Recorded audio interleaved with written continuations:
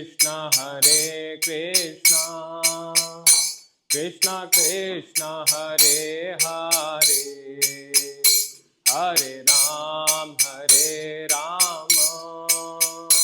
Rama Ram Hare Hare Hare Krishna Hare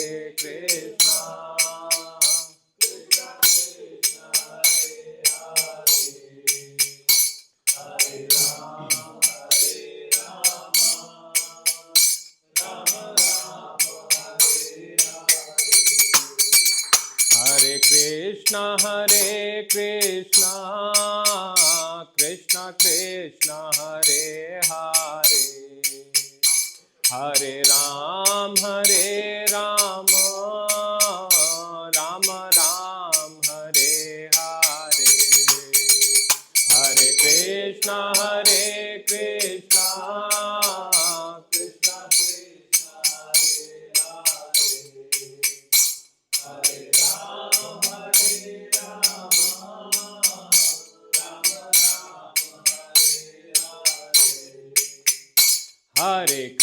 Krishna Hare Krishna Krishna Krishna Hare Hare Hare Ram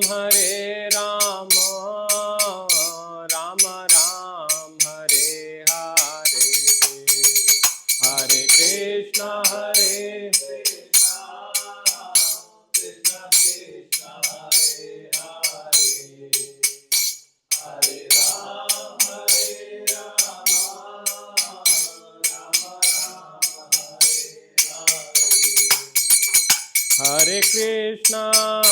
Hare Krishna Krishna Krishna Hare Hare Hare Rama Rama Rama Hare Hare Hare Krishna Krishna Krishna Hare Hare Rama Hare Krishna Krishna Krishna Hare Hare Hare Rama Rama Rama Hare Hare Hare Krishna Hare Krishna Krishna Krishna Hare Hare Hare Rama Rama Rama Hare Hare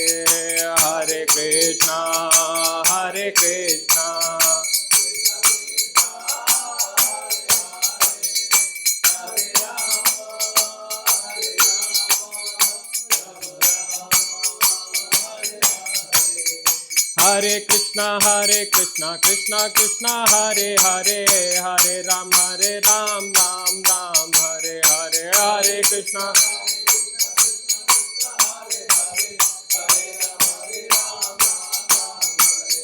Jaya Radha Damodar Shri Radhe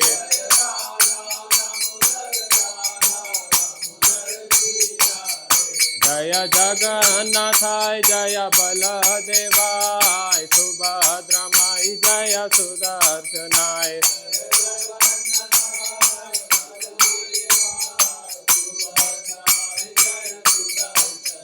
Jaya Gaudanitai Jaya Gaudanitai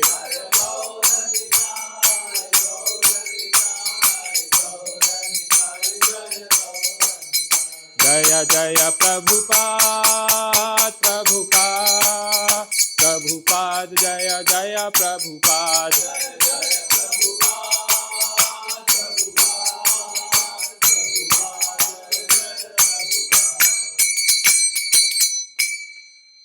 गौर प्रेमानंदे हरि हरि बोल, हरिनाम संकीर्तन की जय। हरे कृष्णा। सो आप सबका बहुत बहुत स्वागत आज के इस सत्र में, जिसमें कि हम चर्चा करने वाले हैं हमारे परंपरा के एक बहुत ही प्रमुख आचार्य के विषय में।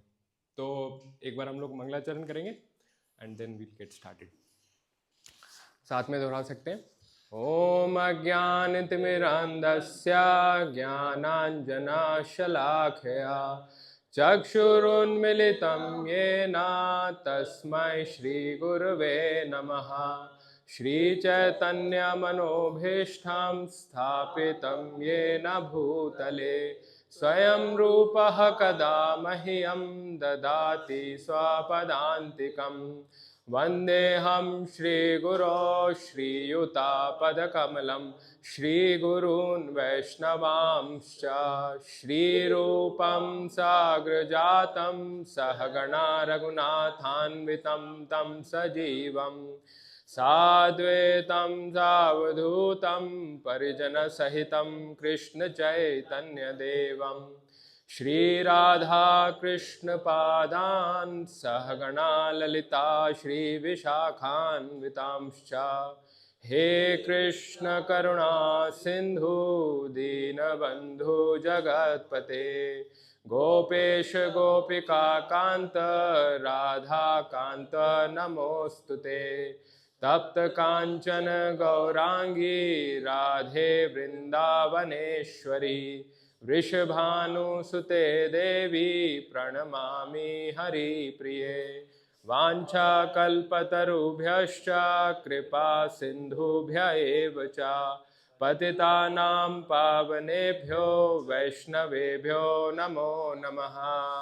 जय श्री कृष्ण चैतन्य प्रभो नित्यानंद श्री अद्वैत गदाधर श्रीवासादि गौड़ भक्त वृंदा।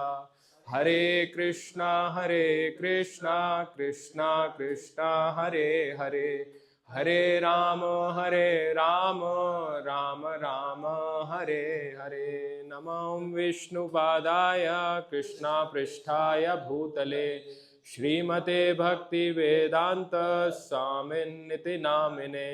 नमस्ते सारस्वते देवे गौड़वाणी प्रचारिणे निर्विशेषा शून्यवादी पाश्चात्य देश तारिणे। हरे कृष्णा। तो बिफोर स्टार्टिंग आई थिंक एक क्विक इंट्रोडक्शन कर लें, सो दैट मतलब I am sorry I know a few of them but probably have seen most of you but may be not by name. तो आप सब लोग इतना अच्छे से सेवा कर रहे हैं, it is important for us to know each of you personally, spend more time maybe later, but at least by name.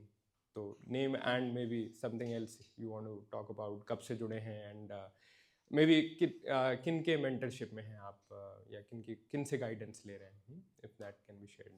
Yes, so हरे कृष्ण प्रभु जी, मैं हूँ मोहित और मैं विराट प्रभु जी के वो मेरे मेंटोर हैं। मैंने DYPA ज्वाइन किया था लास्ट ईयर, तब से। yes bro, thank you so much. Yes bro. Prabhu ji, I'm Sobhodha. I'm under the guidance of Chaitanya Vasudev Prabhu ji. Thank you bro. Yeah, 2 years. 2 years, very nice, wonderful. Yes bro. My name is Jay Kishore Jangir. I'm under the guidance of Chaitanya Vasudev Prabhu ji. And I'm also doing 16 rounds since 2 years. Wonderful, very nice. I'm sure there must be some experiences that you would like to share about that, but उसको हम लोग चर्चा करेंगे maybe later. Thank you. Yes Prabhu. हरे कृष्णा प्रभु जी, मेरा नाम यश गुप्ता है और मैं लास्ट ईयर DYPA से आया हूँ स्कूल से। अच्छा, और मेरे मेंटर हैं नंदलाजी प्रभु जी। okay, perfect. Thank you bro. Yes bro. हरे कृष्ण प्रभु जी, जय दिन। तबीयत हुआ है। मैं आपकी मेंटरशिप में आप मेरे मेंटर हैं। So I've been associated for since last March. Yes. Thank you bro. Yes bro. हरे कृष्ण प्रभु जी, मेरा नाम अजीत दास है और ऑलमोस्ट 2 इयर्स हो गया ज्वाइन किए हुए। मैं सखीप्राण प्रभु जी के मेंटरशिप में ज्वाइन किया था, Okay. लेकिन प्रभु जी अभी आ नहीं पा रहे हैं, तो अभी कुशल प्रभु जी के मेंटरशिप में। Okay, wonderful, wonderful. Thank you bro. हरे कृष्ण प्रभु जी, मेरा नाम ऋषभ सक्सेना, मैं आप ही की मेंटरशिप में हूँ मैं मार्च 2023 से जुड़ा था DYPH March 2023। Perfect, great, thank you so much. मेरा नाम अनादि अंशुमन दास है। मैं हिज ग्रेस राम भक्त प्रभु जी की गाइडेंस में हूँ। Have been connected with ISKCON for like 9.5 years now, and I got shelter of His Holiness Gopal Krishna Goswami Maharaj when he kind of gave me Diksha uh, like a couple of years back. So yeah, I have been given this seva of trying to talk about uh, his like Srila Bhakti Vinod Thakur. So even though I'm not very qualified for doing this, but given this is a seva, I'll try to do whatever I can, what I have learned. So yeah, please pray for me, please bless me so that I'm able to do some justice to this seva. And if there are any fallacies, then please kind of pray for me that I'm able to improve upon them. Yeah. All right, so अपनी चर्चा को हम आगे बढ़ाएंगे। तो वैष्णव आचार्यस की जो series है, इसमें आपने कई वैष्णव आचार्यस के विषय में सुना होगा, चर्चा हुई होगी। तो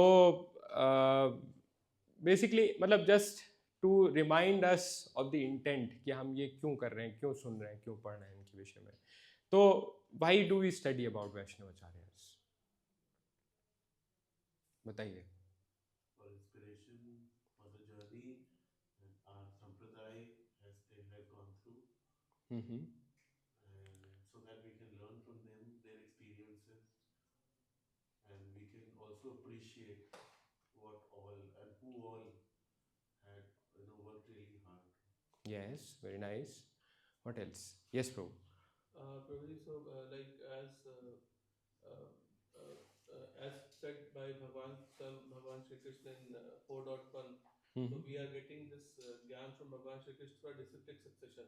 So unless and until we know the disciplic succession, who were those acharyas, who were the consorts of Bhagwan Shri Krishna, Bhagwan Shri Chaitanya Mahaprabhu, and how this gyan is coming to us. If we do not know this path, we do not know them, so we will not be able to progress in bhakti.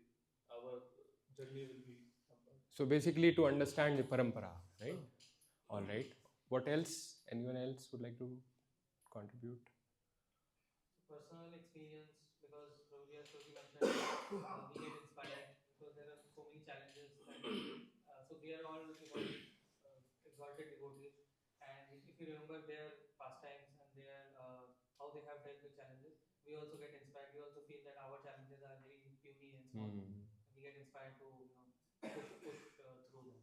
Yeah, wonderful, very nice. So to get the inspiration for them. So आप सभी लोगों ने बहुत अच्छा बताया। So basic purpose ये है वैष्णवाचार्यस का बारे में हम इसलिए पढ़ते हैं क्योंकि देखिए हम यहाँ पर एक भौतिक ज्ञान नहीं प्राप्त करने का प्रयास कर रहे हैं, हम स्पिरिचुअल ज्ञान और उसकी अनुभूति या परसेप्शन एक्सपीरियंस गेन करने का प्रयास कर रहे हैं। और spiritual knowledge is beyond sense perception. जो भौतिक ज्ञान है वो हम सेंसेस से के थ्रू परसीव करके प्राप्त कर सकते हैं, बट स्पिरिचुअल ज्ञान में वो पॉसिबल नहीं है।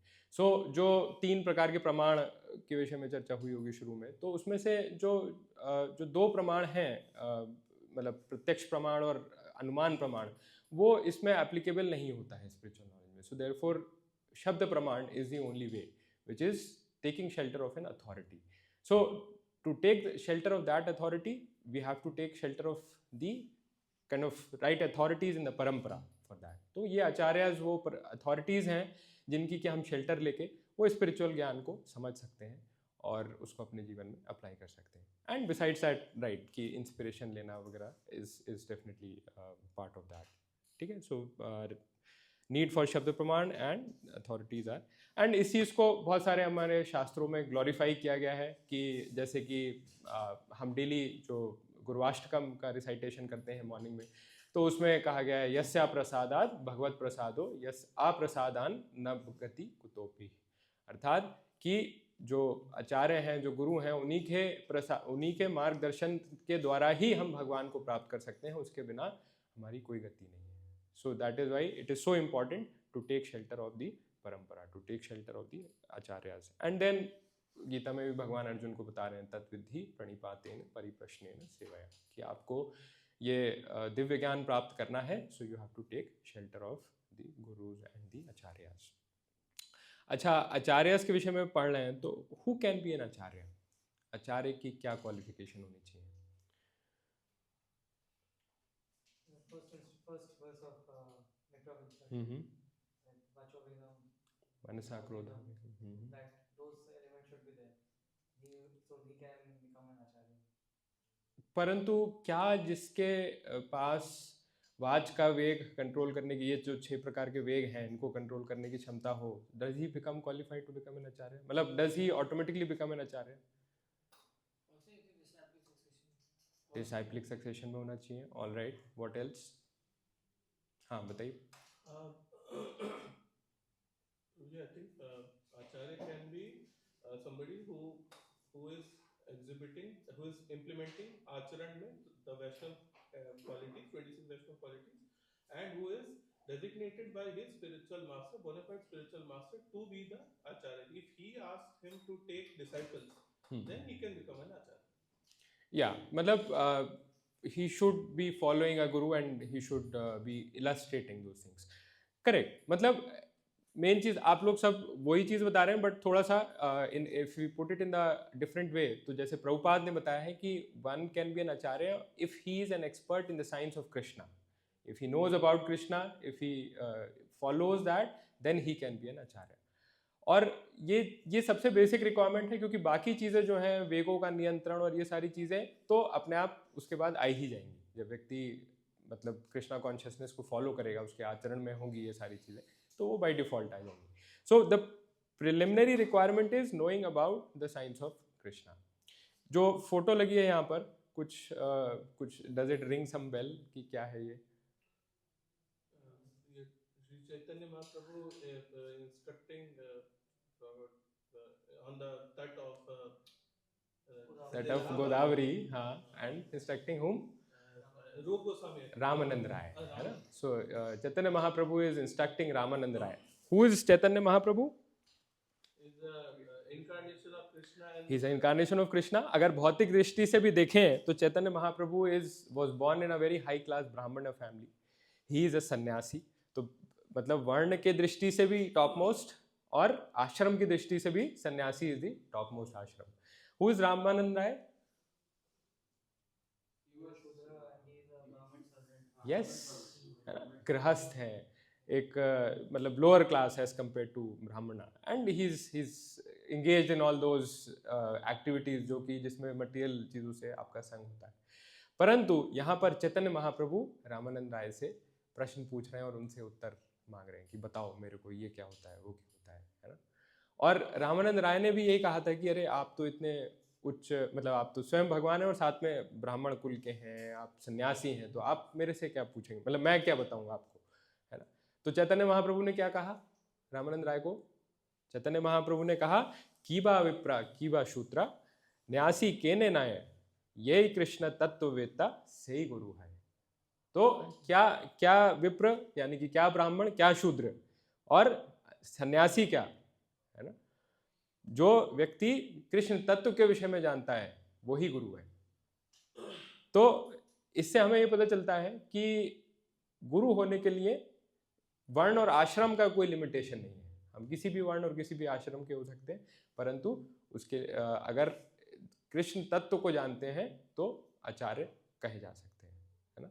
तो अभी तक जो भी हमने वैष्णव आचार्यों के विषय में पढ़ा, सुना, किन किन के विषय में सुना?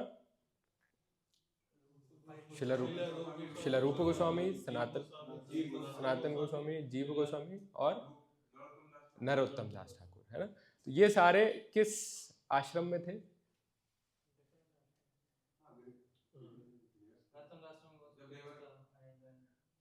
they were all in संन्यास आश्रम, राइट? मतलब सब कुछ त्याग कर फिर उन्होंने भक्ति करी. परंतु इससे हमारा परसेप्शन ये बन सकता है कि शायद आचार्य वही हैं जो संन्यास में हैं, है ना, जो बाकी चीजों से. परंतु श्रील भक्ति विनोद ठाकुर एक ऐसे आचार्य हैं जो कि गृहस्थ आश्रम में होते हुए भी उन्होंने भक्ति की विधि का विधि पूर्वक पालन किया और ऐसे कॉन्ट्रीब्यूशंस किए हैं जो कि एक नॉर्मल ह्यूमन के लिए करना पॉसिबल नहीं है, अपनी सारी ड्यूटीज को फुलफिल करते हुए. मतलब ही वॉज अ गृहस्थ, ही was a very senior government official, he was a magistrate, right? तो उसकी भी ड्यूटीज बहुत सारी होती हैं. ही was not only a normal गृहस्थ बट ही हैड 10 चिल्ड्रन, और उन सबकी नीड्स को उन्होंने पूरा फुलफिल किया। 10 चिल्ड्रन भी ऐसे एग्जेम्पलरी चिल्ड्रन कि जिसमें कि एक was Bhakti Siddhanta Saraswati Thakur, people as learned as them, right. और उसके बावजूद उन्होंने मोर देन 100 बुक्स लिखी हैं ऑन भक्ति, and he has written so many songs। मतलब आज की डेट में हम ज़्यादातर इस्कॉन में जो भजन मतलब कीर्तन गाते हैं वो मोस्टली दे आर ईदर भक्ति विनोद ठाकुर रिटन और नरोत्तम दास ठाकुर रिटन। भक्ति विनोद ठाकुर के कुछ भजन आप बता सकते हैं? हाँ, मतलब गौड़ आरती जो शाम को की जाती है वो है, और नादिया खोदरू में हाँ, बट और कॉमन वाले अगर डिस्कस करें, विभावरी शेषा भक्ति विनोद ठाकुर का लिखा है शायद, हाँ। और व्हाट एल्स? मना शिक्षा भी आई थिंक नहीं, मना शिक्षा तो रघुनाथ दास गोस्वामी का, उस पर टीका लिखी थी उन्होंने। अभी जो हमने गाया जय राधा माधव है ना, जो दैट वाज भक्ति विनोद ठाकुर भजन। फिर व्हाट एल्स? बहुत सारे कॉमन भजन हैं। क्या कहते हैं ये, जीव जागो गौरचंद्र बोले, है ना, भक्ति विनोद ठाकुर। एंड ओहे वैष्णव ठाकुर दयार सागर, भक्ति विनोद ठाकुर। तो मतलब कहने का मतलब यह है कि ज़्यादातर कॉमन भजन जो हम गाते हैं उसमें या तो भक्ति विनोद ठाकुर, मतलब आप आंख बंद करके गैस कर सकते हैं, या तो भक्ति विनोद ठाकुर का होगा या नरोत्तम दास ठाकुर का होगा। सो दैट्स अ केस, ठीक है। सो मतलब we can see that one can be an acharya even in grihasthashram, and that is what भक्ति विनोद ठाकुर हैव्स illustrated। तो भक्ति विनोद ठाकुर, अच्छा, and he was not only an acharya but he was so extraordinary that he has been called the seventh Goswami। मतलब कि 6 Goswamis of Vrindavan तो आपने सुना ही होगा, पढ़ा होगा। 6 गोस्वामीज ऑफ वृंदावन कौन कौन है? श्रील गोस्वामी, सनातन गोस्वामी, जीव गोस्वामी, रघुनाथ दास गोस्वामी, रघुनाथ भट्ट गोस्वामी, गोपाल भट्ट गोस्वामी, ठीक है। रूप गोस्वामी, सनातन गोस्वामी, रघुनाथ भट्ट गोस्वामी, रघुनाथ दास गोस्वामी, गोपाल भट्ट गोस्वामी एंड जीव गोस्वामी। तो ये क्यों 6 गोस्वामी इतने फेमस हैं? On the instructions of Sri Chaitanya Mahaprabhu, मतलब जो वृंदावन लॉस्ट हो गया था उनको उन्होंने, हाँ, मतलब वृंदावन लॉस के साथ साथ और भी चीज़ें करी उन्होंने, परंतु they followed the instructions of Chaitanya Mahaprabhu and did some wonderful activities, right. There were 4 की एक्टिविटीज जो चैतन्य महाप्रभु ने उनको बोली थी करने के लिए। क्या 4 चीज़ें बोली थी? आप विधि स्टैब्लिश करिए कि जिससे लोग पूजा पद्धति फॉलो कर सकें, राइट। और कोई बताया दूसरा? Discover the lost places of pastimes of the life, है ना। और third, book writing, write books in devotional service, write books in devotional service, मतलब explain the bhakti vidhi through the devotional service, through the books. And fourth, install deities, हाँ, install the deities, जैसे कि राधा गोविंद देव, राधा मदन मोहन। तो यही कार्य जो है, मतलब यही कार्य शिला भक्ति विनोद ठाकुर ने भी किए, और मतलब उतने ही इलस्ट्रियस वे में किए, उतने ही wide far reaching efforts, far reaching impact के साथ किए। तो इसीलिए he has been called the 7th Goswami. So यहाँ पर एक कोट हम देख रहे हैं, कैन समवन रीड, क्या लिखा है? I have not yet seen the 6 Goswamis of Vrindavan, but I consider you to be the 7th Goswami। Right. तो कौन कह रहे हैं ये? Shishir Kumar Ghosh, who was the founder and editor of अमृत बाजार पत्रिका। So अमृत बाजार पत्रिका was a very famous newspaper। So उसके जो founder and editor हैं वो कह रहे हैं कि even though I have not seen the 6 Goswamis, but seeing you, I consider that you are the 7th Goswami। So that was, yes, bro।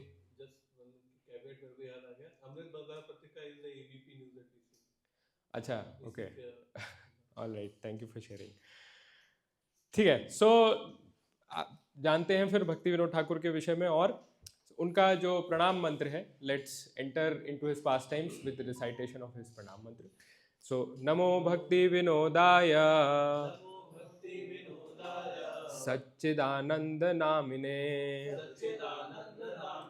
Gaur शक्ति स्वरूपाय रूपानुगा वरायते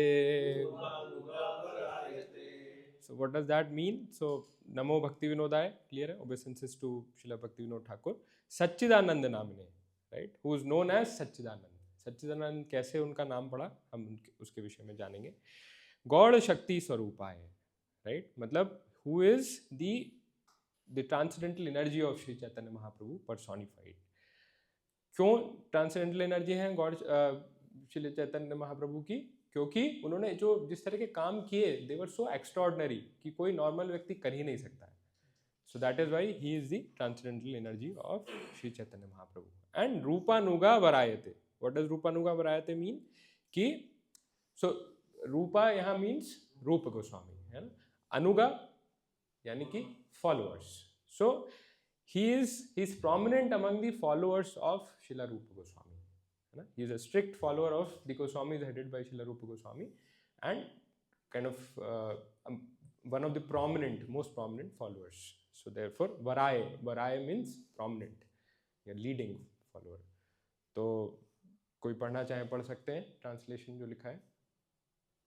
I offer my respectful obeisances unto Satchidananda Bhakti Vinod, who is transcendental energy of Chaitanya Mahaprabhu. He is a strict follower of the Goswamis headed by Srila Rupa. ठीक है. So that is the प्रणाम मंत्र of Srila भक्ति Vinod Thakur. All right. तो भक्ति विनोद ठाकुर जो हैं उनका जन्म या चलिए अच्छा, जन्म से पहले लेट्स डिस्कस कि चैतन्य महाप्रभु जब आए यहाँ पर धराधाम पे, तो उन्होंने प्रचार किया, पूरे इंडिया में घूम घूम के प्रचार किया उन्होंने. मतलब he started from Nadia, went to Jagannathpuri, then toward the whole of south India. 6 साल उन्होंने साउथ इंडिया का टूर किया और वहाँ पर प्रचार किया. और he also went to Vrindavan. Rup Goswami Sanatan Goswami को काशी और प्रयाग में इंस्ट्रक्शंस दिए. तो उन्होंने काफ़ी जगह जगह प्रचार किया. And lot of people became Krishna conscious by just either seeing him or hearing him or even by touch.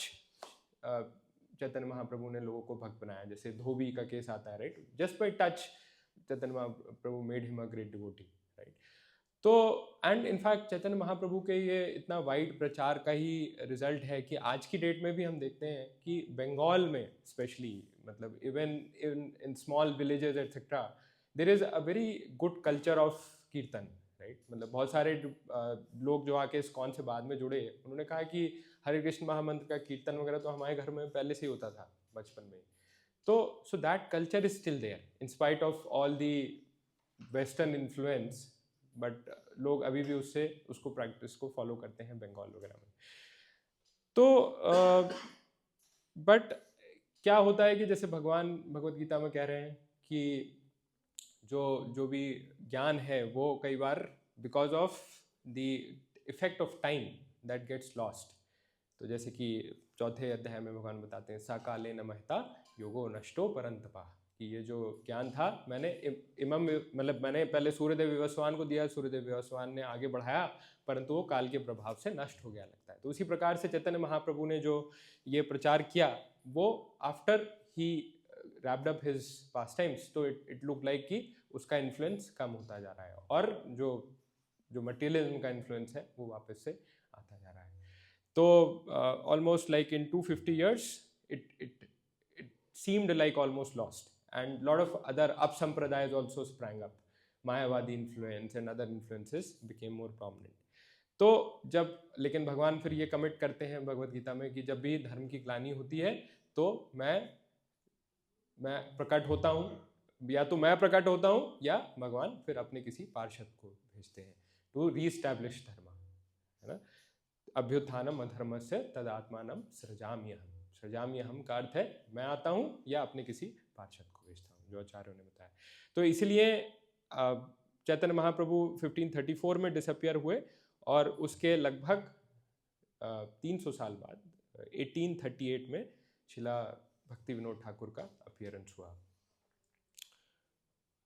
1838 2 सितंबर. सो जब उनका जन्म हुआ, उनका जन्म जो था वो उला या उलूग्राम करके वीरनगर में एक जगह है जो कि नदिया डिस्ट्रिक्ट में पड़ता है, तो वहाँ पर उनका जन्म हुआ.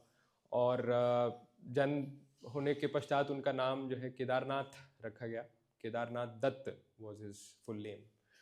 और Bhaktivinoda Thakur was he came from a very affluent family, मतलब उनके both from the sides of his father as well as mother, it was a very affluent family.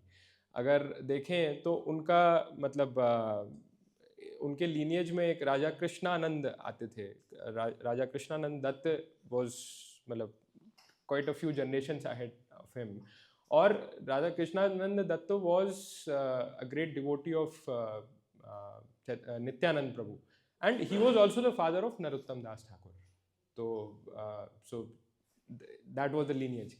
And then उनके lineage में एक और गोविंद सरन आते हैं, जो कि he was awarded the land of like a land in that area, West Bengal area, by the British government, and वहाँ पर उन्होंने गोविंदपुरी establish किया, which merged with two other entities to form Calcutta. तो in a way उनके ancestors were owners of 1/3 of Calcutta in a way, right? तो इतने affluent family से वो आते थे. परंतु हम देखते हैं कि उनका in later part of his life तो उनके पेरेंट्स की एक तो फादर की जल्दी डेथ हो गई when he was 11 years of age, and then the fortunes of the family degraded and kind of they got into poverty and lot of other challenges that Bhaktivinoda Thakur faced through his life, both from the perspective of financials, also from the perspective of health की भी काफ़ी challenges उनको all through his life face करने पड़े. परंतु still he was so determined in his bhakti and contributions that कि इसके बाद भी उन्होंने इतने contributions किए. Right, he got enrolled to English school run by the king of Krishnanagar. Krishnanagar is 40 kilometers from from Birnagar, है ना, जो जहाँ पर उनका जन्म हुआ था. तो yeah, and he lost his father when he was 11. फिर उसके बाद he got married. So मतलब point ये है कि जब challenges आते हैं life में, तो जो the course of action that we take, the solution that we resort to determines who we are. जो great personalities हैं, they resort to spiritual means when stuck with crisis, whereas जो मतलब who are not so great, they kind of take resort to other means. लोग जैसे आजकल depression में आते हैं तो इंटॉक्सिकेशन और मतलब all kind of illicit things का सहारा लेते हैं. परंतु इनकी लाइफ में जब चैलेंजेस आए तो इन्होंने कैसे सहारा लिया, उसके विषय में हम चर्चा करेंगे. एंड इनफैक्ट अर्ली लाइफ से he was pretty spiritually inclined. In fact ये जब मतलब स्कूल टाइम में ही ये अपने उनका जो मतलब नाना या मैटरनल ग्रैंडफादर जो थे उनके घर जाते थे, तो वहाँ पर जो गार्ड्स थे, तो one of the guards was an x dacoit, और वो इनको रामायण और महाभारत की कहानियाँ सुनाया करता था. तो and Bhaktivinoda Thakur was very much attracted to two stories. In fact उन्होंने लिखा है कि महाभारत में जो उनका फेवरेट पास टाइम थे वो भीष्म रिलेटेड जो पास टाइम्स थे उनके फेवरेट हुआ करते थे. रामायण में when Hanuman ji crossed over the ocean, तो वो वाले पास टाइम्स उनके फेमस हुआ मतलब फेवरेट हुआ करते थे. तो इस प्रकार से उनकी काफ़ी रुचि थी इसमें. बाकी बच्चे खेल रहे होते थे, परंतु ये रामायण महाभारत के पास टाइम्स सुनने में अपनी रुचि रखते थे. So yeah, that was the case. And then around 12 years of age, he got married to Sayamani, who was 5 years of age. तो अब यहाँ हमें थोड़ा लग सकता है कि अरे ऐसे कैसे, तो but this was child marriage was prevalent at that point of time. And in fact अपने शास्त्रों में भी एग्जाम्पल्स आते हैं कि किस प्रकार से बचपन में विवाह हुआ करते थे. भगवान राम जब उनका विवाह हुआ वो भी 12 साल के थे, माता सीता उस समय 6 वर्ष की थी. तो लेकिन चाइल्ड मैरिज के केस में थोड़ा सा अगर इस पर चर्चा करें, maybe to clarify, maybe there might be some doubts कि ये प्रथा सही है, गलत है, क्या है. तो चाइल्ड मैरिज में होता क्या था कि मैरिज हो जाती थी अर्ली एज में, परंतु it's not that they started living together. They still were at there parental places, and सिर्फ जैसे कोई फेस्टिवल्स वगैरह होते थे तो उसमें आके मिलते थे. और तो जैसे फेस्टिवल में जब कोई दिवाली है ये कुछ है, तो then the girl was asked to kind of से offer a laddu to the boy. तो वो जब लड्डू ऑफर करते थे तो उससे एक लड़के को लगता था कि हाँ कुछ तो इस लड़की में खास है, मुझे लड्डू दे रही है है ना. लड़की को भी लगता था कि मुझे इस लड़के को सर्व करने को बोला जा रहा है, तो maybe there is something special with him. तो इस प्रकार से धीरे धीरे इस प्रोसेस से they develop love for each other, and then when they became adults तो they kind of started living together. And दूसरा चीज़ ये भी था इससे एक बहुत बड़ा एडवांटेज कि जो आजकल क्या होता है कि till the point one gets married, तो the boy as well as the girl are always in a state of mind कि exploring each person of the opposite sex कि शायद काश कि ये है क्या, can मतलब is he suitable or is she suitable to be my partner. And that process of exploring every person of the opposite sex as a potential partner, ये फिर even marriage होने के बाद भी ख़त्म नहीं होता है, and people keep having that perspective later also, so which leads to incorrect tendencies, right? And is in today's world also leading to a lot of illicit relations and things like that. और जितना late से marriage होती है उतनी ज़्यादा practice हो चुकी होती है इस तरह की एक्सप्लोरेशन की. तो अर्ली मैरिज हो जाने से क्या होता था कि before they became adults and those kind of tendencies developed, they already knew कि there is someone and kind of no need to explore any further. तो वो चीज़, वो तरह की वो टेंडेंसीज नहीं जाती होती थी. और दूसरा ये कि कितनी एनर्जी आजकल यूथ जो है वो वेस्ट करते हैं इन आइडेंटिफाइंग और एक्सप्लोरिंग पोटेंशियल पार्टनर्स. तो वो सारी एनर्जी एंड डिस्ट्रैक्शन से वो लोग बचे रहते थे. इनफैक्ट अगर हम देखें तो भक्ति की प्रोसेस में भी यही होता है. क्या होता है कि गुरु सिखाते हैं, कहते हैं कि भगवान को भोगा ऑफर करो, है ना, लड्डू ऑफर करो. तो वो लड्डू शुरू में तो हमें समझ में नहीं आता क्यों करो, अरे तो मूर्ति है इससे क्या होगा ये वो, लेकिन eventually as we keep doing it तो वो भगवान के लिए प्रेम विकसित हो जाता है, एंड वो प्रेम फिर भक्ति में फलीभूत होता है. तो that it was a similar process in child marriage. Then Bhaktivinoda Thakur got enrolled to Hindu school in Calcutta, for college, for further studies, which later became University of Calcutta. So he was he was very intellectual, very sharp, and very good at philosophy as well as debate, and was a very prolific writer. समझ लिया अपनी early as में ही उन्होंने he wrote almost 30 volumes on the exploits of Alexander. Alexander has been considered in most of the literature a great person, right? He was little moral as well in many senses. तो उन Alexander के exploits पे उन्होंने 30 volumes लिखे, and the quality of his writing was such that कि he was इतनी precise और इतनी fine writing थी कि even Britishers read it and they were amazed at the quality of his writing. उन्होंने 25 volumes लिखे विक्रम बेताल की stories पे, and each volume had almost 50 stories each. तो इतनी इतना, and this is just to talk about his academic accomplishments, nothing to do with bhakti over here, है ना. So and he was very good at English, he adopted English language, because ऐसा कुछ नहीं था कि वो जैसे कई लोग कहते हैं ना कि अरे फॉरेन लैंग्वेज हम क्यों पढ़ें वगैरह. तो he was above all of that, and he adopted English language because this can also be used as a tool for preaching, right, for expressing, for glorifying the Lord. और यही चीज़ आगे जाके भक्ति सिद्धांत सरस्वती ठाकुर ने भी अडॉप्ट करी कि he was also very good at English, and उनकी इंग्लिश ऐसी थी कि उनकी लिखी बुक को पढ़ने के लिए even Britishers had to use a dictionary to understand the words. उनकी ब्रह्म संहिता उन्होंने लिखी है जो टीका, अगर पढ़ें तो it's very difficult to understand. It's such a flowery English that has been used. तो एंड वैसे भी देखें तो भगवान को जैसे भागवतम में जो है उत्तम श्लोक कहा गया है ना, कि he is glorified using very flowery language. तो ऐसा नहीं है कि भगवान उत्तम श्लोक खाली संस्कृत में या हिंदी में है. ही is Uttama Shloka in every language, right. So why not learn English in a good way so that it can be used to glorify the Lord. So that was the intent with which Bhaktivinoda Thakur also paid a lot of focus on English language. And so yeah, and he evolved into a great philosopher, debater, and as well as writer. So then he, once he passed out of college, he started looking for an employment. तो first employment he took was as an accountant of a sugar mill, है ना. तो अब but क्या होता है कि किसी भी बिजनेस में थोड़ा बहुत मैल प्रैक्टिसेस होती हैं, तो इनको थोड़ा सा मैल प्रैक्टिस करने के लिए कहा गया. तो but he was a man of principle, so he said कि नहीं भाई मैं ये तो नहीं कर सकता. तो देन ही वॉज एडवाइज कि then you go for a profession in which you don't have to tell a lie. तो then he chose he chose academics. मतलब he became a teacher, such a qualified person, so intelligent. He took up the job of a school teacher.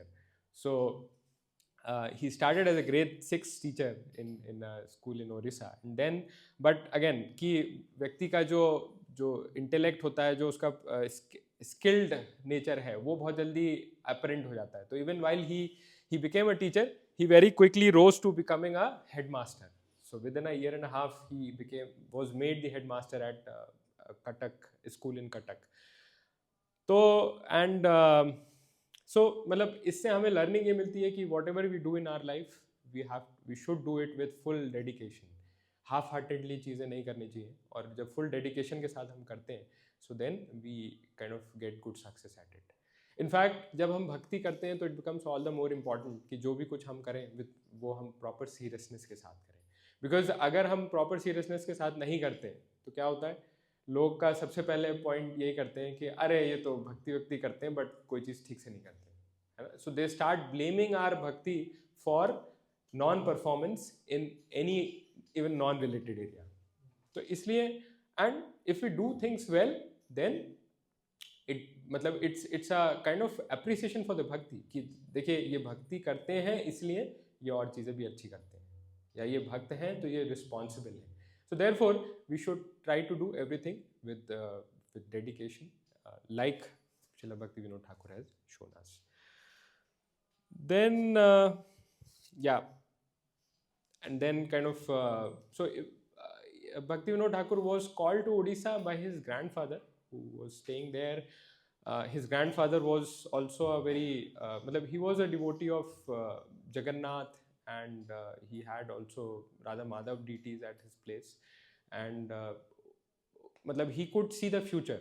उनके he was such he had such kind of skills, and उन्होंने इनको बुलाया कि I might not stay for long, तो आप आओ मेरे से मिलो. तो वहाँ जाके मिले भक्ति विनोद ठाकुर, एंड उनके ग्रैंडफादर ने उनको बताया कि तुम्हारा जो लॉन्ग टर्म प्रोफेशन होगा वो तुमको 27 ईयर्स ऑफ एज में जाके मिलेगा. एंड उन्होंने दूसरी चीज़ ये बताई कि you will be a great Vaishnava. So and both of these things we see kind of turn true later on. तो later on इन्होंने लॉ का एग्जामिनेशन दिया, and when he was around 27 years of age he became a magistrate. So like his grandfather had predicted, appointed magistrate at Chhapra in Bengal to start with. और eventually he became one of the highest ranking officers, highest rank that Indians could have in the British government, right? And in fact, no other Indian could reach that higher post. So, and even as a magistrate, he was very efficient. He kind of took hardly 5 minutes to decide a case, which others would take around half an hour to kind of make some decision. And the quality of the judgments that he wrote was so eloquent, so it showed so much of wisdom and understanding of insights that even the British officers across India referred to his judgments to kind of understand how to write and how to judge things. तो इतने efficient थे ये. Sorry, battery dying. Charging पे लगा देता हूँ.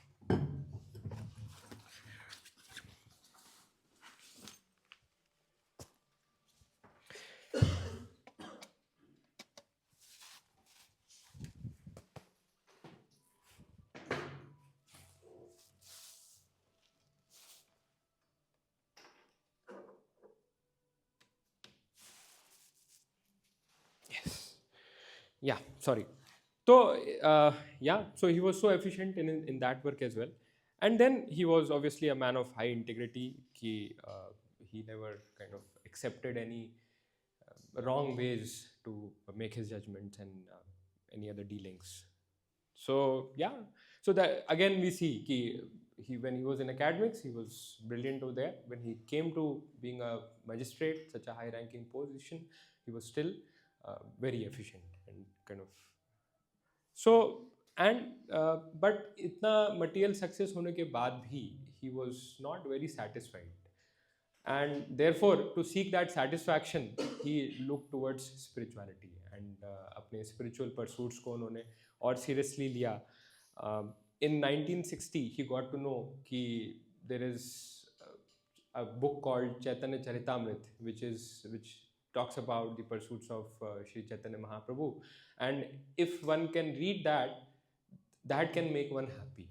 मतलब Chaitanya Charitamrit is a way to become happy.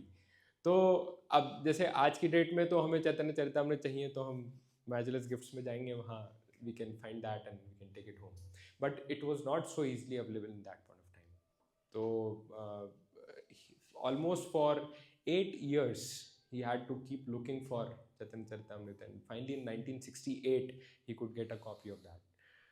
So we should मतलब realize कि what is the value of these books. हमें अब इतना easily available हैं, इतना easily available हैं इसलिए क्योंकि our acharyas like Srila Prabhupada, Srila Bhaktisiddhanta Saraswati Thakur and Srila Bhaktivinoda Thakur made these books their life and soul and made provisions that they be so easily available for us. So we should have gratitude towards them. फिर मतलब when he obtained that चैतन्य चरितामृत और साथ में उनको श्रीमद् भागवतम की अनेक आचार्यों की टिप्पणियाँ उन्होंने पढ़ी, शिला जीव गोस्वामी के षट संदर्भ पढ़े, शिला श्रीधर स्वामी की जो श्रीमद् भागवतम पे टिप्पणी थी वो पढ़ी, भक्ति रसामृत सिंधु पढ़ी, और भी अनेक पुस्तकें जो हैं उन्होंने शास्त्र जो हैं वो पढ़े डिटेल में. तब उनको मतलब he became very spiritually oriented, more and more spiritually oriented, because initial part में थोड़ा सा जैसे उन्होंने he had a little bit of influence of the western literature also. उन्होंने because he was so मतलब voracious reader, so eloquent, उन्होंने पूरा Bible भी पढ़ी थी, कुरान भी पढ़ी थी, और इनफैक्ट इनिशियली थोड़ा सा उनको ब्रह्मवादी विचारों का भी इन्फ्लुएंस था कि निराकार में he got influenced a bit. But उन्होंने जब ये भक्ति लिटरेचर पढ़े तो then he realized कि नहीं, this is the supreme knowledge, and he made Chaitanya Mahaprabhu and his teachings his life and soul. So that was and hence there was a spiritual awakening for him. तो मतलब यहाँ पर हम ये देखते हैं कि जो bhakti is not a subject for less intelligent. The most intelligent have resorted to bhakti. Bhaktivinoda Thakur, in spite of being so intelligent, and he took up bhakti and realized कि true happiness lies here. And बाकी आचार्यों के example से भी हम देखते हैं, शिला Rupa Goswami, Srila Sanatana Goswami, who were so intelligent, who were like finance minister and prime minister in the government of Nawab, they took up bhakti. शिला भक्ति Siddhanta Saraswati Thakur, who was so intelligent, मतलब उन्होंने भक्ति सिद्धांत सरस्वती के बारे में बोलते हैं कि 11-12 साल की एज में उन्होंने एक पूरी नई लिपि डेवलप कर दी थी, मतलब to for the blind to read and write. That was his skill. 18 साल की एज में उन्होंने सूर्य सिद्धांत नाम की एक बुक लिखी थी on astrology. He was such a great astrologer, मतलब एस्ट्रोलॉजी में उनका पूरा इतना ज़्यादा एक्सपर्टीज़ था. लेटर ही रियलाइज कि इन सबसे ज़्यादा कोई फ़ायदा नहीं है, it's bhakti which is the supreme. But the point is कि he was and when he wrote Surya Siddhant, that is why his name, he was given the name Bhakti Siddhant Saraswati. तो मतलब he was also very intelligent, कहने का मतलब ये है. English में उनका कितना कमांड था हमने अभी बात करी. तो intelligent people have taken to bhakti. So it is therefore important that we follow, मतलब we utilize this asset that we have in terms of the intelligent acharyas and follow them to kind of make our life successful. और इसमें हमें मतलब कुछ ज़्यादा करना नहीं है. We just have to follow them and kind of make our life successful. इससे रिलेटेड मतलब एक रामायण में एक इंस्टेंस आता है कि जब माता सीता की खोज कर रहे थे वानर सेना, सो दे रीच्ड अ प्लेस जहाँ पर एक गुफा थी. अब गुफा के अंदर पूरा पिच डार्क, कुछ नहीं दिख रहा है. तो अंदर कौन जाए पहले? तो जो Angad was the son of Bali, right? तो बाली का तो अंगद से पूछा गया तुम जाओगे, तो Angad denied going in because उनकी फैमिली में गुफा played a key role in the decision of how things went about. तो पता होगा आप सबको, राइट? गुफा वाला केस जो था, मतलब सुग्रीव और बाली का जो फाइट शुरू हुआ था वो गुफा की वजह से. तो देन हनुमान जी सेड कि ठीक है मैं जाऊंगा अंदर. तो हनुमान जी आगे आगे चल रहे हैं, he is going inside the cave, and then उनके पीछे पीछे, मतलब जैसे हनुमान जी के पीछे एक वानर उनकी पूंछ पकड़ के, कुछ नहीं दिख रहा है बट जस्ट उनकी पूंछ दिख रही है, उसके साथ वो अंदर. फिर उस वानर के पीछे एक वानर उसकी पूंछ पकड़ के, इस तरह से करके just by holding the tail they went in. And just on the confidence कि जो आगे चल रहा है हनुमान जी, उनको he is guiding us in the right direction. तो इसी प्रकार से जो हमें भी सिर्फ ये करना है कि हमारे आगे जो आचार्य गए हैं, जो गुरुजन हैं, हमें सिर्फ उनको फॉलो करना है without trying to go here and there and try to explore things ourselves. So that is the kind of asset that we have. दूसरी चीज़ ये है कि अच्छा, भक्ति विनोद ठाकुर की लाइफ में हम ये देखते हैं कि जैसे नॉर्मल व्यक्ति की जो स्पिरिचुअल जर्नी होती है कि वो धीरे धीरे चीज़ों को समझता है, ABCD समझता है और फिर आगे बढ़ता है, परंतु उनके केस में ऐसा नहीं था. ही इज अ नित्य सिद्ध, but he is just doing a Leela here. तो इसलिए for him the spiritual awakening was more of uncovering of the curtain of योग माया. तो भगवान अपने भक्त को या अपने पार्षद को जब भेजते हैं तो वो जब चाहे तब योग माया का कर्टन डालते हैं और जब चाहे तब हटा लेते हैं. तो it was uncovering of the curtain of योग माया, and therefore he progressed. His spiritual awakening was very fast. Within a matter of some time he became so deep into the philosophy, deep into Krishna consciousness. That is what we see in his life. Yes, Prabhu. तो नित्य लीला में मतलब ये किनके incarnation थे? We'll talk about that.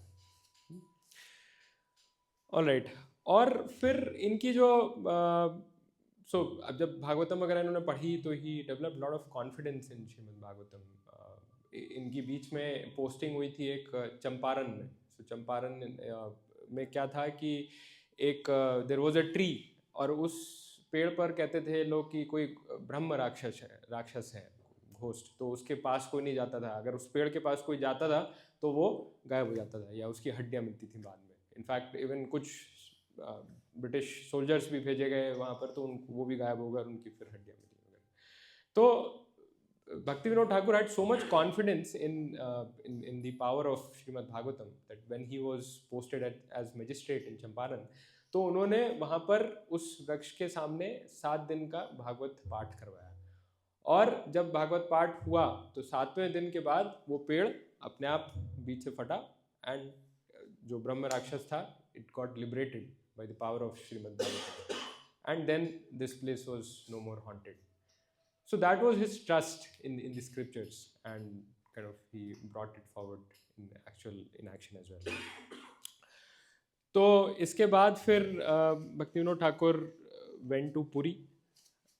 Puri में भी उन्होंने काफ़ी मतलब अब क्योंकि जगह भी ऐसी थी, it was a Dham, and उसके इन्फ्लुएंस से he did lot of reading of scriptures, and besides of course his other duties, right? ऐसा नहीं कि बाकी ड्यूटीज छोड़कर.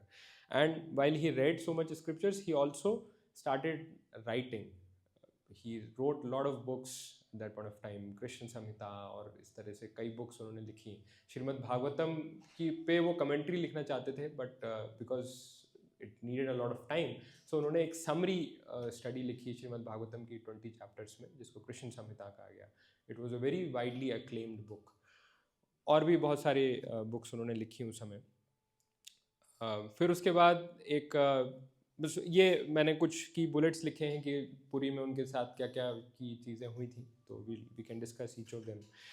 तो देन जो लोग प्रिटेंडर्स होते थे तो उनको पनिश करना, उनको मतलब सही रास्ते पे लाना was one of the key actions और की एक्टिविटीज दैट भक्ति विनोद ठाकुर डिड. तो एक बिशक सेन करके एक व्यक्ति था. सो बिशक सेन, सो बीच में ये जो हमने बात करी कि अपसंप्रदाय वो पॉपुलर हो गए थे. तो अति बारी करके एक अपसंप्रदाय था जिसमें कि मायावादी इन्फ्लुएंस भी थी, बट वही है कि प्रिटेंडर्स जो होते हैं दे ऊपर से वो कुछ दिखा रहे होते हैं बट अंदर से they have the tendency of enjoyment, right, sense gratification. तो बिशक सेन करके एक व्यक्ति एक पुरी के पास एक गांव में he was a yogi and he had yogic powers. योग के माध्यम से सिद्धियां और ये सब प्राप्त हो जाती हैं. But he started proclaiming himself as incarnation of Mahavishnu, कि मैं महाविष्णु हूँ. और उसके दो एसोसिएट्स जो थे उनको उसने एक को ब्रह्मा बना दिया, एक को शिवा बना दिया, कि ये ब्रह्मा और शिवा के वो हैं इनकारनेशंस. एंड देन अब क्योंकि योग सिद्धियां थीं कुछ, तो कुछ कुछ जादू करके दिखा देता था कि वो अग्नि जला दी, ये यहाँ से ये प्रकट कर दिया, वो कर दिया. तो पीपल स्टार्टेड बिलीविंग हिम कि भाई शायद इनकारनेशन ही है ये भगवान का. But in the garb of that he started making misuse of that, कि मतलब लोगों से पैसा रखवा लेना, या उनकी जो वाइफ्स हैं या उनके विमेन हैं ऑफ देयर फैमिली उनको मिसयूज़ करना इन द नेम ऑफ कि हम रास लीला करेंगे एंड ऑल दैट. तो देन इस तरह का जब कोई इशू आता था तो British government usually resorted to Srila Bhakti Vinod Thakur, because he was one very pious magistrate and then he was also very religious, so he could understand the religious sentiment of people.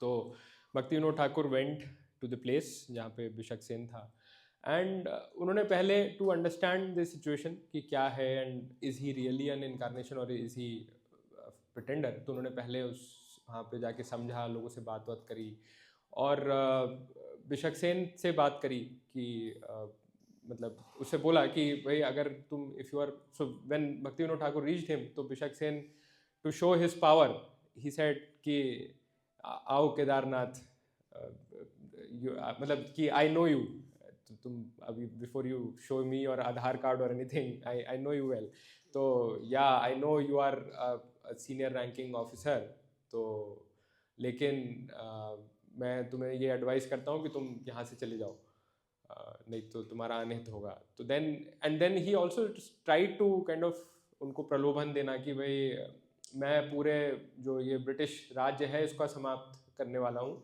और if you tie up with me तो मैं तुम्हें जो है इसका बंगाल और उड़ीसा का governor बना दूंगा. तो but then Bhakti Vinod Thakur obviously was a man of principles, तो वो he was not to be diluted by that. और उन्होंने उससे बोला अभिषेक सेन से कि अगर if you are incarnation of Mahavishnu, तो then why are you here in this village, why are you not in Puri, Puri में भगवान का मंदिर है, आप वहाँ पे रहिए. तो वो कहता है अरे पुरी में तो वो क्या है, वो जगन्नाथ, वो कोई भगवान थोड़ी है, वो तो एक लकड़ी का टुकड़ा है. तो then when Bhakti Vinod Thakur heard this, then he was confirmed कि ये व्यक्ति भगवान का अवतार नहीं हो सकता, because he has no respect for the deity form of the Lord. So then he also investigated a bit with people around कि भाई इसके जो अलग गलत deeds थी, and then he decided to arrest him. तो अब जब उन्होंने वो जो सिपाही थे उनसे बोला कि भाई इसको अरेस्ट करो, तो कोई उसके पास जाना नहीं चाह रहा था, because he was so powerful, और वो कुछ भी अपने उससे मतलब he could influence people, वो आग फेंक सकता था या कुछ इस टाइप की पावर्स थी. तो then Bhakti Vinod Thakur himself went and arrested him, और उससे बोला कि तुम्हें मतलब you will be tried in the court in Puri. तो फिर उसको वहाँ पुरी लेके गए. वो हालांकि बोलता रहा कि मैं तुम्हारा अनिष्ट कर दूंगा, तुम्हारे परिवार का अनिष्ट कर दूंगा. तो जब पुरी में उसको लाए, वहाँ पर उसका ट्रायल चला, काफ़ी 18 दिन उसका ट्रायल चला. तो देन दिस गाय मतलब जेल में रखा, तो जेल में भी पूरा एकदम पूरी बटालियन तैनात की गई थी इसको गार्ड करने के लिए, because he was so powerful. In fact 20 दिन तक इसने कुछ खाया पिया नहीं, and he was as hale and hearty because by virtue of his मतलब सिद्धियाँ. और इसने भक्ति विनोद ठाकुर को बोला कि मैं तुम्हारे परिवार का अनहित कर दूंगा. तो देन वाइल ही वॉज, सो भक्ति Vinod Thakur was kind of judging his case तो उनके परिवार मतलब उनकी पत्नी की तबीयत खराब हो गई, उनकी बेटी जो थी उसकी तबीयत बहुत ज़्यादा खराब हो गई एकदम से by influence of this guy. लेकिन भक्ति विनोद ठाकुर डिडंट डेटर, उन्होंने कहा कि नहीं, इसने he is a offender of the lord, so I need to punish him. तो ही स्टिल कंटिन्यू। इनफैक्ट जब लास्ट डे वो फाइनल जजमेंट लिखने वाले थे तो उसके पिछली रात जब वो घर पहुंचे तो दिस गाय सेड कि मैं तुम्हारा भी अनहित कर दूंगा। तो Bhakti Vinod Thakur suddenly suffered lot of fever and his one part of his body became paralysed. तो इतना ज़्यादा वो हो गया। एंड नेक्स्ट डे मतलब उनको समझ नहीं आ रहा था कि मैं कोर्ट कैसे जाऊं और कैसे जजमेंट लिखूं, बट समहाउ थिंग्स, वो फिर भी पैलेंक्विन में अपने बैठ के और कोर्ट गए और उन्होंने वहाँ पे जाके जजमेंट लिखा and he sentence him to imprisonment. और फिर उसके बाद कोई एक ब्रिटिश ऑफिसर था, उसने थोड़ा बहुत इंडियन तांत्रिक विधियाँ इन सब के विषय में पढ़ा था, तो उसे ये पता था कि जो तांत्रिक होते हैं उनकी जो शक्ति होती है वो उनके बालों में होती है, उनकी शिखा में। तो उसने क्या किया, जब इसको लेके जा रहे थे बिशक सेन को, तो इसके बाल काट दिए। तो इसके जैसे ही बाल कटे तो ये वहीं पर गिर पड़ा दोस्तों के, क्योंकि 18-20 दिन से कुछ खाया नहीं था इसने, कुछ नहीं, तो and all his powers were lost. And then kind of Bhakti Vinod Thakur also recovered immediately and his family members also recovered etcetera. तो and then he was sent to the jail, और फिर वहाँ पर मतलब after some time he kind of took poison and kind of committed suicide for himself. So इस incident से हमें कुछ लेसन्स मिलते हैं कि कोई शेयर करना चाहेगा क्या लेसन मिलता है? What do we think is something we can learn from this?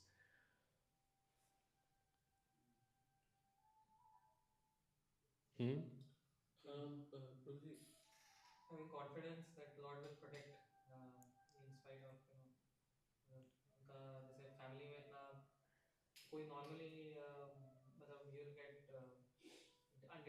deterred कि नहीं छोड़ देता है। करेक्ट, मतलब फैमिली की तरफ से भी उनको प्रेशर पड़ रहा था कि भाई छोड़ दो उसको, नहीं तो सबका अनित हो जाएगा, सब मर जाएंगे।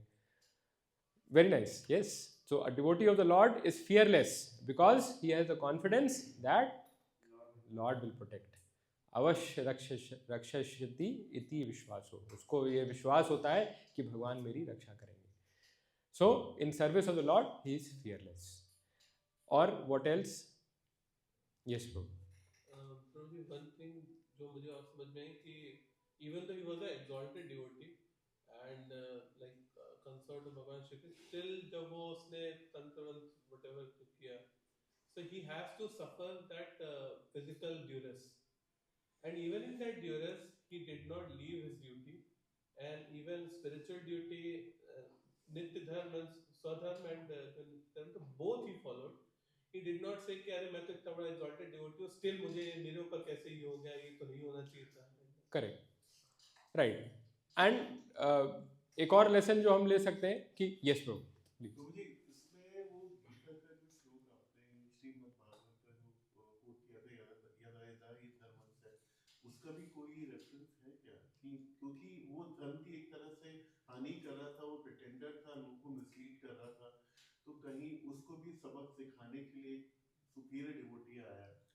करेक्ट, हाँ, मतलब ऑब्वियसली ये सारे जो अब संप्रदाय फैल रहे हैं उनको करेक्ट करने के लिए भगवान ने अपने पार्षद को भेजा है। सो यस, धर्म संस्थापनार्थाय संभवामि, तो मतलब भगवान ने डेफिनेटली दैट इज एप्लीकेबल हो जाए।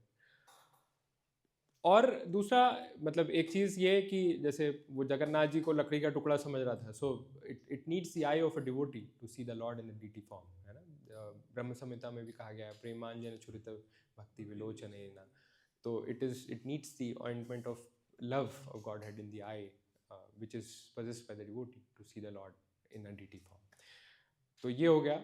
और एक लर्निंग और ये ले सकते हैं इसमें से कि एक नॉर्मल व्यक्ति, एक कंडीशन सोल जब किसी दूसरे को कंट्रोल करने का प्रयास करता है, तो एक तो it can only exert a very limited control, क्योंकि अब बिशक सेन क्या कर रहा था, वो औरों को कंट्रोल करने का प्रयास कर रहा था by his yogic powers and all, तो लिमिटेड ही कंट्रोल हो सकता है। और दूसरा, but the lord can control unlimitedly, मतलब he can control everyone at the same time.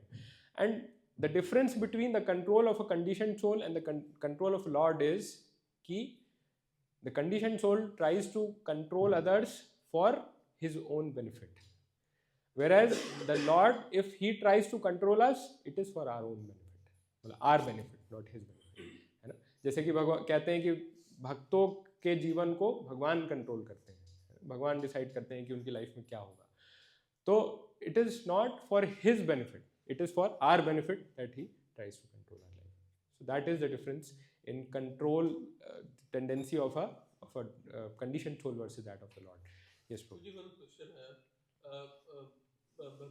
means यहाँ पे why was he still a part of a oppressive regime?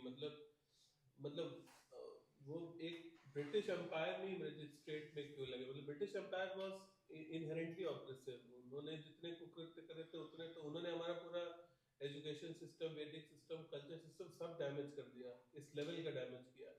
तो मतलब वो और भी कुछ मतलब उसमें कर सकते थे, बट वाई कि वो इसी ऑप्रेसिव रेजिम से उनको आज भी हम अगर बोलते तो he was a magistrate with the British India. मतलब देखिए इसमें हमें ये समझना होगा, and this came up in the discussion of Srila Prabhupada with his guru Maharaj Bhaktisiddhanta Saraswati Thakur also. When first time Srila Prabhupada met Bhaktisiddhanta, this was the question that he asked. Bhaktisiddhanta ने बोला कि भाई आप प्रीच करो, आप यंग लोग हो, इंग्लिश लैंग्वेज जानते हो, तो you preach in English language the message of Shri Chaitanya Mahaprabhu.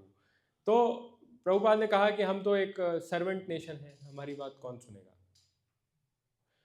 तो भक्ति सिद्धांत ने भी यही बोला था कि see the need for Krishna consciousness is urgent and important. It needs to be done now.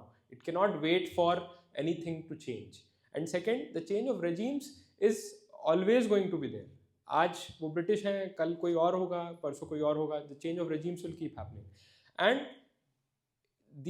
the knowledge of Krishna consciousness is needed irrespective of the regimes. मतलब कि ये एकदम right now urgency है. We cannot wait for the change of regime. तो भक्ति विनोद ठाकुर ने भी तो यही किया कि अब वो वेट करते, वो खाली नेशनलिस्ट मूवमेंट में पार्टिसिपेट करते और ब्रिटिश को ओवरथ्रो करने की कोशिश करते और उसमें पूरा अपना जीवन लगा देते. उसकी जगह उन्होंने ये स्पिरिचुअल नॉलेज दिया, ना खाली इंडिया में बट इवन वेस्टर्न वर्ल्ड में. अभी हम आगे देखेंगे तो पूरे वर्ल्ड में उन्होंने इस ज्ञान को फैलाया, जो ज्ञान आज भी हम लोग को ड्राइव कर रहा है. मान लीजिए रेजिम चेंज हो जाता या हो जाए और परंतु लोगों में आध्यात्मिक ज्ञान का एब्सेंस है, तो will that regime be happy? नहीं. हम देखते हैं बहुत सारे अफ्रीकन कंट्रीज में रेजिम चेंज होता है, या इवन अमेरिका ने जैसे रेजिम चेंज कराया, अफगानिस्तान में रेजिम चेंज कराया, इराक में कराया, तो क्या हुआ? Did people become happy? No, because वो दूसरी रेजिम आई, वो भी कुछ अपना करप्शन करने लगी, अपना गलत एक्टिविटीज करने लगी. तो वही चीज है. So therefore spirituality is needed irrespective of what is the regime, and that is what is illustrated bye भक्ति विनोद ठाकुर एंड भक्ति सिद्धांत. यस प्रभु जी, वन मोर क्वेश्चन. जैसे हम लोग ने लास्ट पिछले जो गोस्वामी का जो डिस्कशन में हम लोग ने सुना है कि शिला Rupa Goswami, Srila Sanatana Goswami were also part of that nawab regime. But जब राम केली में श्री चैतन्य महाप्रभु पहुंचे, तो they were apprehensive to go even close. तो वो दूर से ही नमन कर, because they understood that we are a part of a very oppressive regime and we will not come in front of you because of the sins that we have committed, although they did not commit any sins. But क्या इस type का कोई भाव था शिला भक्ति विनोद? मतलब obviously कि नहीं, तो देखिए वो भाव इसलिए था क्योंकि वो एक यवन को सर्व कर रहे थे. And being serving a yavana, they were thinking as part of the humility, they were thinking themselves to be downtrodden and not worthy to approach the lord etcetera. तो एंड इवेंचुअली भक्ति विनोद ठाकुर ने भी ही रिटायर्ड, एंड मतलब because he was, जैसे जैसे उनकी preaching activities बढ़ती गई तो उनको ये रियलाइज हुआ कि अब now the government service is not helping me do that preaching in a better way. तो then he thought of retirement, and then he took retirement, he engaged more and more in the preaching activity. Yes, he did that. And when he met his spiritual masters etc., then he also had that mood of humility, utter humility. So ऐसा नहीं है कि वो अपने spiritual master से मिलने गए तो as magistrate मिलने गए, है ना. He went as a insignificant servant. Yeah, ठीक है. So मतलब there is lot to discuss. The point is कि limited time है तो हम थोड़ा सा करते चलते हैं. And would we have little more time to discuss, मतलब 9:30 आई थिंक बजने वाला है, but there is still quite a bit left. तो कितना एक्सटेंड कर सकते हैं हम? किसी को ऑफिस जाना है? मुझे थोड़ा 10 o'clock निकलना है। 10 o'clock निकलना है, ठीक है, 10 तक रुक सकते हैं सब लोग? ऑलराइट, ठीक है, so will try to wrap up by then. तो बिशक सेन का हो गया पास टाइम। देन ही मतलब as part of the efforts to preach, he established a society of devotees called Bhagavat Sansad. Bhagavat संसद जो थी, इसमें devotees from across came and discussed spiritual topics। तो इसमें भी एक केस हुआ था कि एक रघुनाथ दास बाबा जी, सारे डिवोटीज आते थे बट एक रघुनाथ दास बाबा जी थे, वो नहीं आते थे। और उनको ये लगता था कि मतलब उनसे पूछा गया कि क्यों नहीं, एंड इनफैक्ट वो बाकी लोग को भी मना करते थे वहाँ जाने के लिए। तो उनको पूछा गया क्यों आप मना करते हो, क्यों नहीं जाते हो? तो उन्होंने ये बताया कि Bhakti Vinod Thakur doesn't sport the symbols of a Vaishnava, मतलब कि वो कंठी नहीं पहनते हैं, वो वैसा वैष्णव तिलक नहीं लगाते, वेस्टर्न अटायर पहनते। तो but when he did this ninda of a Vaishnava, so then he had to suffer a big disease, and then he prayed to the Lord कि मेरे को क्यों ऐसा हो रहा है? तो भगवान ने बताया कि तुमने एक शुद्ध भक्त की निंदा करी है, तो you go and apologize to him and then you can be relieved। तो रघुनाथ दास बाबा जी आए उनके पास, भक्ति विनोद के पास, और भक्ति विनोद ठाकुर के पास, उनसे अपोलोजाइज किया उन्होंने कि मैंने ऐसा ऐसा विचार आपके विषय में रखा और मुझे क्षमा करिए। तो Bhakti Vinod Thakur was very compassionate, he understood. उन्होंने कहा कि नहीं देखिए, मतलब मैं अभी कंठी और वो इसलिए नहीं पहनता हूँ क्योंकि I haven't been able to find a spiritual master in my life so far. तो जब when my spiritual master will give it to me then I will definitely support it. तो and then kind of there was, मतलब Raghunath Das Baba ji also got okay, and then he started participating in fact and contributing to the Bhagavat Sansad. फिर ये पुरी में ही उनके जो चौथे पुत्र थे जिनका नाम था बिमल प्रसाद या बिमला प्रसाद, उनका जन्म हुआ, जो कि आगे जाके श्रीला भक्ति सिद्धांत सरस्वती ठाकुर बने। इनकी भी बहुत सारे पास टाइम्स हैं but will kind of limited to that right now. And then क्योंकि Bhakti Vinod Thakur was a man of religious understanding also, तो इनको जगन्नाथ मंदिर का सुपरिंटेंडेंट भी बनाया गया था। तो इन्होंने वहाँ जगन्नाथ मंदिर में बहुत सारी प्रैक्टिसेस ऐसी थी, इरेगुलरिटीज़ वगैरह थी, तो उनको करेक्ट किया while maintaining the sensibility of the place. ऐसा नहीं है कि मतलब एकदम से आए और अपना रैशनल, मतलब कुछ रेडिकल चेंजेस कर दिए। उन्होंने पहले चीज़ों को समझा, वहाँ की क्या पद्धतियाँ हैं, और उसके हिसाब से देन ही इस्टेब्लिश प्रैक्टिसेस की टाइम से, मतलब भगवान को भोग लगे बाय द क्लॉक, इस टाइप से उन्होंने सेटअप वहाँ पे कर दिया। एंड द सेवा of Lord started being done very well. और अब क्योंकि उन्होंने जगन्नाथ मंदिर के जो वर्किंग थी उसको सुधारा, तो बीच में क्या हुआ कि वहाँ जगन्नाथ मंदिर के वर्किंग में एक फिनेंशियल डिस्क्रिपेंसी भी निकल के आई कि जो some 80,000 rupees was misappropriated by the king of Puri at that point of time। तो उन्होंने किंग को, फिर किंग के अगेंस्ट में ये वर्डिक्ट पास किया कि आपको you will have to do seva of Jagannath 52 times a day, आपको भोगा लगाना होगा भगवान को। तो वो इतना टैक्सिंग था फॉर द किंग कि उनकी जो जितने भी वो रॉयल कॉफर्स थे वो सब खाली होने लगे। तो then king, and then Bhakti Vinod Thakur की अदरवाइज भी प्रसिद्धि इतनी अधिक थी, तो then he became envious of Bhakti Vinod Thakur. और उसने एक यज्ञ करवाया अपने यहाँ, 30 दिन का यज्ञ, कि क्योंकि डायरेक्ट वो मार नहीं सकता था, उसने सोचा कि भक्ति विनोद ठाकुर को मारना ही पड़ेगा, तो डायरेक्ट नहीं मार सकता था, otherwise it would have become a case against him. तो उसने सोचा यज्ञ करके मैं उनको मरवा दूंगा। तो 30 दिन का यज्ञ उसने ऑर्गेनाइज कराया, और ये था कि 30वें दिन 30th डे जब लास्ट पूर्ण आहुति पड़ती, तो then Bhakti Vinod would have died. तो जब 30th डे जब पूर्ण आहुति डाली गई, तो instead of Bhakti Vinod Thakur, king's only son died. तो मतलब so that is again illustration of कि how the devotees of the lord are protected by the lord himself, कि उसने मतलब ये विधियाँ अपनाई टू काइंड ऑफ पनिश भक्ति Vinod, but the Lord protected him. And in fact later after that it was that Bimla Prasad was born to Bhaktivinoda Thakur. So yeah, in a way it was good for Bhaktivinoda Thakur and not so good for the king who's trying to harm him. Yeah. आप कुछ कह रहे थे? नहीं तो मतलब हाँ. यहीं से वो जो जो उसमें होता है कि भगवान के रथ पे ही जो राजा आके झाड़ू लगाते हैं, because of, is this the reason that because of this they have to do it? नहीं, वो तो पहले से, हाँ, राजा प्रताप रुद्र के टाइम से दैट सिस्टम. हाँ, राजा कंसिडर्स हिमसेल्फ द प्रधान सेवक. बट वही है ना कि हर परंपरा में बीच में कुछ ना कुछ, जैसे अब राजा के लीनियज में कोई आ गया ऐसा राजा की who is not so pure. ठीक है.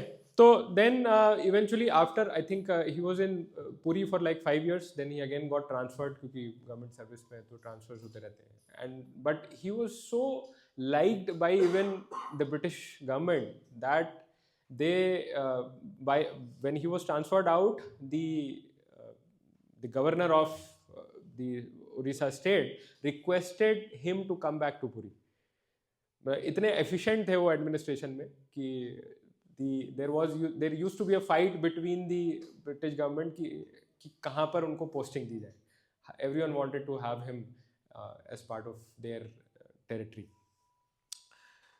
ठीक है. फिर in course of while he was doing all of this service, he made lot of literary contributions. Prolific writer, मतलब even more than 100 books उन्होंने लिखी. There is a long list of books that's available, and एक से एक मतलब philosophically deep books with wide-reaching consequences, and not just in one particular language, multiple language, English में, Bengali में, Sanskrit में. He even learned other languages like Persian and Urdu and मतलब इस type से मल्टीपल लैंग्वेजेस उन्होंने सीखी थी. And not just books but he also wrote lot of songs to kind of give an output to his own feelings, जो कि हमने discuss किया. In this process he was also given titles. So उनका original name was Kedarnath Datta, but he was given the title of Sachchidananda by Satchidanand means one who embodies eternity, knowledge and bliss, right? Satchid and Anand. And this was given to him when he published a Bengali poem by the name Satchidanand Prem Alankar. तो ये उन्होंने लिखी थी, बहुत ही famous poem हुई. तो मतलब giving manifestation to his feelings for Sri Chaitanya Mahaprabhu. And then Bhakti Vinod was a title that was given to him by Shripad Acharya Kul for his efforts in preaching and book publication. So Bhakti Vinod essentially means one who performs and takes pleasure in the pastimes of the devotional service of the Lord.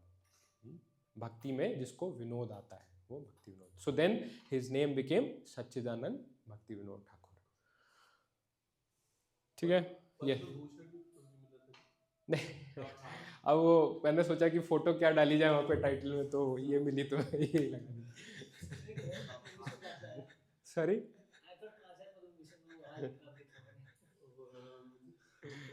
Yeah, probably I could have searched for a better photo. ठीक है. So अच्छा, और besides these, another important thing that he did was, a very important thing was discovery of the birthplace of Chaitanya Mahaprabhu. So when Bhaktivinoda Thakur was around 49 years of age, around 1887 में, तो he thought of retiring from government duty and going to Vrindavan and doing his bhajan over there. जैसे अपने शास्त्रों में भी कहा गया ना कि पंचसूर्धवम वनम व्रजेत, कि जब 50 की एज व्यक्ति पहुंच जाता है, so one should take वानप्रस्थ and retire from the family duties and then engage in bhajan. तो उन्होंने भी ऐसा सोचा, और जब उन्होंने ऐसा सोचा तो उसके थोड़े ही समय बाद उनको स्वप्न में श्री चैतन्य महाप्रभु आए, और चैतन्य महाप्रभु ने उनसे कहा कि ठीक है तुम रिटायरमेंट लेना, परंतु उससे पहले there is an important task that you have to do in Navadvip and you need to go there for that. तो भक्तिविनोद ठाकुर को जैसे ये स्वप्न आया तो वो फिर उन्होंने तुरंत गवर्नमेंट से कहा कि मुझे नवदीप ट्रांसफ़र चाहिए. तो फिर उनको अब क्या हुआ था कि ये स्वप्न जब आया तो उस समय वो श्री रामपुर में थे, और तभी उनका ट्रांसफ़र हुआ था श्री रामपुर. तो उन्होंने जब ट्रांसफ़र मांगा तो फिर भाई गवर्नमेंट ने कहा कि अभी तुरंत तो एकदम देना मुश्किल है. तो then he talk to the magistrate of Krishnanagar, which is pretty close to Navadvip. तो वो जो मजिस्ट्रेट जो थे वो स्वैप करने के लिए रेडी हो गए इनके साथ श्री रामपुर की पोस्ट को. तो then that swap was arranged and government agreed to it, and then somehow he reached to Krishnanagar near Navadvip, and he used to go to Navadvip every Saturday, मतलब वीकेंड्स पे. तो इससे हम ये देखते हैं कि किस प्रकार से कि क्योंकि चैतन्य महाप्रभु का आदेश था स्वप्न में ही सही, लेकिन so therefore he tried everything to execute that. Even उन्होंने अपना रिटायरमेंट प्लान जो था वो पुट असाइड कर दिया, और ट्रांसफ़र नहीं भी मिल रहा था तो भी उन्होंने किसी तरह से ट्रांसफ़र को वर्कआउट किया by talking to people. And फिर वहाँ पर वो एवरी सैटरडे जाते थे नवदीप में, और वहाँ पर उन्होंने स्टार्ट किया श्री चैतन्य महाप्रभु की जो बर्थ प्लेस है उसको ढूंढना स्टार्ट किया. मतलब that birth place was not known to people at that point of time. और जो नवदीप के लोग थे उनको बहुत ज़्यादा इंटरेस्ट नहीं था, या उनको मालूम भी नहीं था कि कहाँ है चैतन्य महाप्रभु का बर्थ प्लेस. तो जो इसमें नवदीप में ये जहाँ पर रहते थे वो जगह थी गोद्रुम द्वीप, है ना. सो गोद्रुम द्वीप में अगर उसकी थोड़ा सा लोकेशन समझने की कोशिश करें तो जैसे गोद्रुम द्वीप है, maybe I draw it a bit. So Navadwip जो है इट कंसिस्ट ऑफ 9 आइलैंड्स, है ना. और 9 आइलैंड्स में से गोद्रुम द्वीप एक आइलैंड है. और जैसे हाँ, एक तो ये जैसे गंगा है, तो गंगा के वेस्टर्न साइड में नवद्वीप है और ईस्टर्न साइड में मायापुर है. अब उस समय तक लोग ये मानते थे कि नवद्वीप में चैतन्य महाप्रभु का जन्म हुआ, ऐसा मानना शुरू कर दिया था लोगों ने. बट भक्ति विनोद ठाकुर ने जब शास्त्रों का अध्ययन किया उसमें, तो उनको पता चला कि ये लिखा है कि गंगा के ईस्टर्न साइड में उनका जन्म हुआ. तो देन ही अंडरस्टूड कि Navadvip can not be the place. और वो एक जालांगी रिवर है which Jalangi flows between Mayapur and Godrum Dwip. तो वो गोद्रुम द्वीप में रिजाइड कर रहे थे. तो on one night and his house was pretty close to the river, तो अक्रॉस द रिवर उनको मायापुर दिखता था. तो on one night he saw from the top of his house कि there is a big mansion that seems to be across the river, across the Jalangi river. और उस mansion से it is flooded with light. तो उन्होंने, उनका पुत्र था उनके साथ में, उन्होंने पुत्र से पूछा कि तुम्हें कुछ दिखा क्या? तो उसने कहा हाँ मुझे भी दिखा. और अपने क्लर्क था, क्लर्क से पूछा तो क्लर्क को नहीं दिखा, क्लर्क कुडंट सी दैट. तो फिर मतलब उन्होंने फर्दर इन्वेस्टिगेशन किया इस पे, उस जगह पर जहाँ पर उनको लाइट दिखी थी. तो वहाँ जाके उन्होंने इन्वेस्टिगेट किया, बहुत सारे शास्त्रों को रेफर किया. तो eventually he got to know कि that place is the actual birth place of Shri Chaitanya Mahaprabhu. मतलब शास्त्रों के प्रमाण से और भी प्रकार के प्रमाणों से. सो in this way he led to the discovery of the actual birthplace of Sri Chaitanya Mahaprabhu, which was one of the biggest monumental discoveries for the Gaudiya Vaishnavas. मतलब it is almost like कि जैसे चैतन्य लीला में आता है वर्णन, right, कि चैतन्य महाप्रभु ने रूप गोस्वामी, सनातन गोस्वामी कहा कि आप जाइए भगवान की पास टाइम्स की प्लेसेस जो है उनको डिस्कवर करिए. तो उसी प्रकार से भक्ति विनोद ठाकुर को चैतन्य महाप्रभु का आदेश हुआ कि उन्होंने जाके फिर उनकी जो जन्म स्थान है उसको डिस्कवर किया. और इस चीज़ को, लेकिन देखिए, one should to make a decision, one should take the shelter of guru, sadhu and वैष्णव, है ना. तो उन्होंने गुरु, शास्त्र एंड साधु, शास्त्र और वैष्णव. तो अब उन्होंने शास्त्रों के द्वारा तो ये प्रमाण निकाला कि वहाँ पर चैतन्य महाप्रभु का बर्थ प्लेस है, परंतु इसको फर्दर वैलिडेट करने के लिए उन्होंने अपने गुरु श्री जगन्नाथ दास बाबू जी महाराज जो हैं उनसे भी वैलिडेट कराने के लिए उनको वो लेके आए. जगन्नाथ दास बाबू जी महाराज इस समय ऑलमोस्ट 120 साल की एज थी उनकी. और मतलब उनकी ये स्थिति थी कि उनकी आंखें भी अपने आप से नहीं खुलती थी, आंखें खोलनी पड़ती थी पकड़ के आईलिड्स, तब जाके उनकी आंखें खुलती थी। एंड ही यूज्ड टू, मतलब अगर कहीं जाना भी होता था तो एक टोकरी, उनका जो सेवक था उनको एक टोकरी में बैठा के और फिर ले जाता था एक जगह से दूसरी जगह।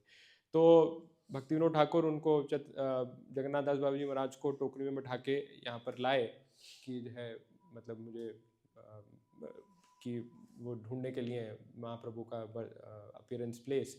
तो इस जगह पर जैसे ही जगन्नाथ दास बाबा जी महाराज पहुँचे तो तभी उनके अंदर इतनी एनर्जी आ गई कि वो टोकरी से उछल के बाहर निकल गए। उछल के बाहर निकले मतलब he jumped quite few feets in height and then he started saying that यही तो हमार निमाई जन्मभूमि, कि ये this is the birth place of my Nimai. So yeah, so that validated कि this is the birthplace of Sri Chaitanya Mahaprabhu. And then eventually जब so अभी तो खैर वो सर्विस में थे, गवर्नमेंट सर्विस में, बट जब वो रिटायर हो गए तो उस रिटायर होने के पश्चात उन्होंने 1894 में उन्होंने रिटायरमेंट लिया था, और उसके पश्चात फिर उन्होंने खुद घर घर जाके लोगों से भिक्षा मांगी to build this temple of Chaitanya Mahaprabhu at that birth place. तो और उस भिक्षा मतलब फिर लोगों ने भी ओपनली सपोर्ट किया कि भाई इतना सीनियर रैंकिंग पर्सन अपना ह्यूमिलिटी के साथ एक मिशन में जुड़ा है, और तो लोगों ने सपोर्ट किया and there was a big temple of Shri Chaitanya Mahaprabhu which was built at that place, जिसको कि आज हम किसके नाम से जानते हैं? योगपीठ के नाम से जानते हैं, है ना। वहाँ पर चैतन्य महाप्रभु, विष्णुप्रिया उनके विग्रह हैं, और भक्ति विनोद ठाकुर के सेवित गौड़ गदाधर के भी विग्रह हैं वहाँ पर। मायापुर इसलिए उस स्थान का नाम है, मतलब मायापुर में वो जगह है, और उसी के बहुत पास में इस्कॉन का जो TOVP मंदिर आ रहा है, temple of Vedic planetarium, which will be among the biggest temples of the world. तो दैट इज गेटिंग मेड, मतलब then Prabhupada made it his mission to kind of make Mayapur the world headquarters of ISKCON and have a temple there that will be among the biggest in the world, है ना। तो मुझे आपने वहाँ पे दर्शन करे हैं? हाँ मतलब obviously मैं तो भी गया नहीं, हाँ तो फीलिंग आप जाएंगे तो आप एक्सपीरियंस करिएगा। Feeling it's always a good feeling, and especially when you stay for some time there, try to meditate, contemplate, so then yeah, it's a very different feeling. ठीक है, so we'll move on. फिर भक्ति Vinod Thakur became more and more active in his preaching efforts. उन्होंने अपना base जो है वो गोद्रुम द्वीप को बनाया।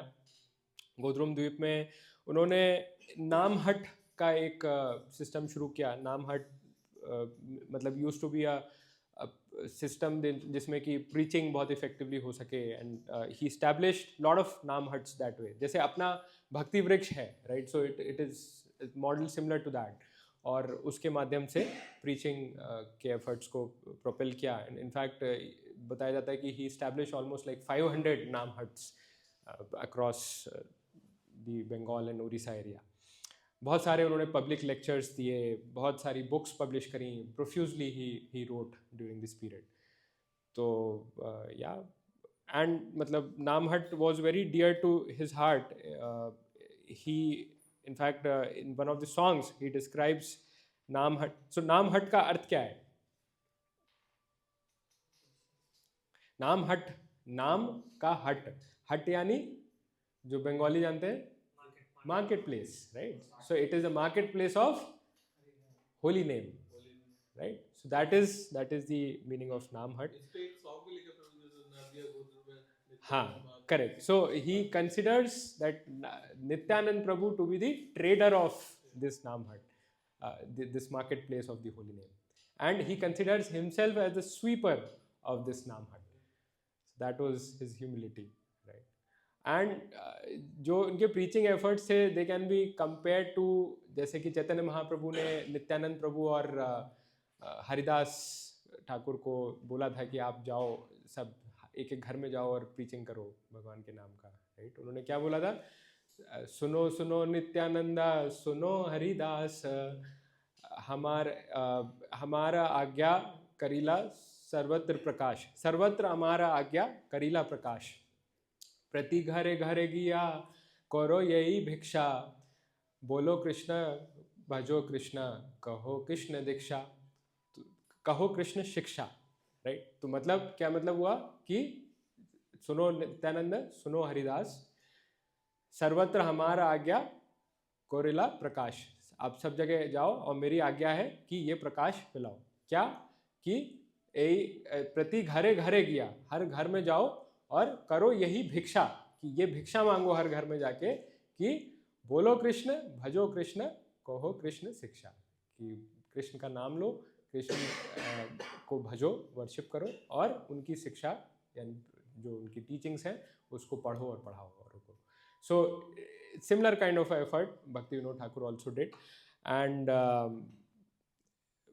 मतलब हमने डिस्कस किया ही कि नाम हट को उन्होंने किस प्रकार से मार्केट प्लेस की तरह से पोर्ट्रे किया अपनी पोएम्स में भी, और उनकी जो प्रीचिंग थी it evoked the original mood of Shri Chaitanya Mahaprabhu and therefore it attracted a lot of people. मतलब उनके लेक्चर्स वगैरह में या नामहट प्रोग्राम्स में देर आर डॉक्यूमेंटेड एविडेंसेस कि thousands of people did aggregate. मतलब कुछ कुछ तो ऐसे ऐसे प्रोग्राम हुए हैं 2000-3000 लोग इकट्ठे हुए। So that was the impact because he was preaching the mood of Shri Chaitanya Mahaprabhu. जितना ज़्यादा प्योरिटी होती है उतना ज़्यादा इम्पैक्ट होता है, खाली स्कॉलरशिप डजंट वर्क, है ना। सो that is the thing.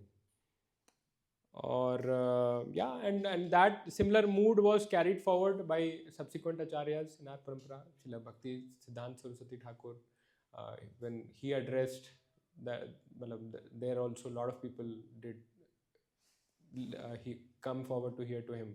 Bhakti Siddhanta Saraswati Thakur Vrindavan यात्रा ले गए थे एक बार, जिसमें प्रभुपाद ने भी ज्वाइन किया था। It is said like 10,000 people joined that यात्रा, 10,000 लोग। सोचिए आज के टाइम में तो इतनी सुविधाएं हैं तो 10,000 लोग की यात्रा फिर भी करना बड़ा मुश्किल पड़ता है। उस समय 10,000 लोग कैसे बोलते होंगे, कैसे सुनते होंगे सब लोग। प्रभुपाद ने बहुत बड़े बड़े प्रोग्राम्स किए हैं, राइट, दिल्ली में और मुंबई में पंडाल प्रोग्राम्स बड़े बड़े। तो लाइक सेम थिंग कि if you carry forward the right mood of the parampara then it becomes so impactful that people will come forward to hear. Yeah और फिर काफ़ी सारे उन्होंने पब्लिकेशंस वगैरह भी किए, काफ़ी सारी बुक्स लिखी।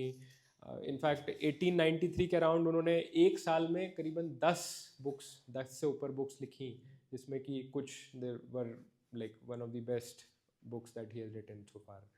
सो yeah and all of this he did while he was already preaching and doing these Namhat programs, doing his government duties etc. And इसीलिए उनको हम ये समझ सकते हैं कि ही इज़ गॉड शक्ति स्वरूप है, जो कि उनके प्रणाम मंत्र में कहा गया है ना, कि this can not be done by any ordinary person, so it has to be a transcendental energy of the supreme lord. Yeah and मतलब इसका अगर कोई कंपैरिजन हमें ढूंढना है तो it can be compared only with the effort of Srila Prabhupada, who wrote more than 80 books in a matter of 12 years. That too post the age of 70, right? So yeah, in fact Prabhupada ne bhi in a matter of 18 months he wrote the complete Chaitanya Charitamrita. Chaitanya Charitamrita kitne sare volumes hain, so that also seems materially impossible, and needs one to be an empowered person, empowered soul to be able to do. इसके सिवा another thing which is another very important thing that Bhakti Vinod did was international outreach.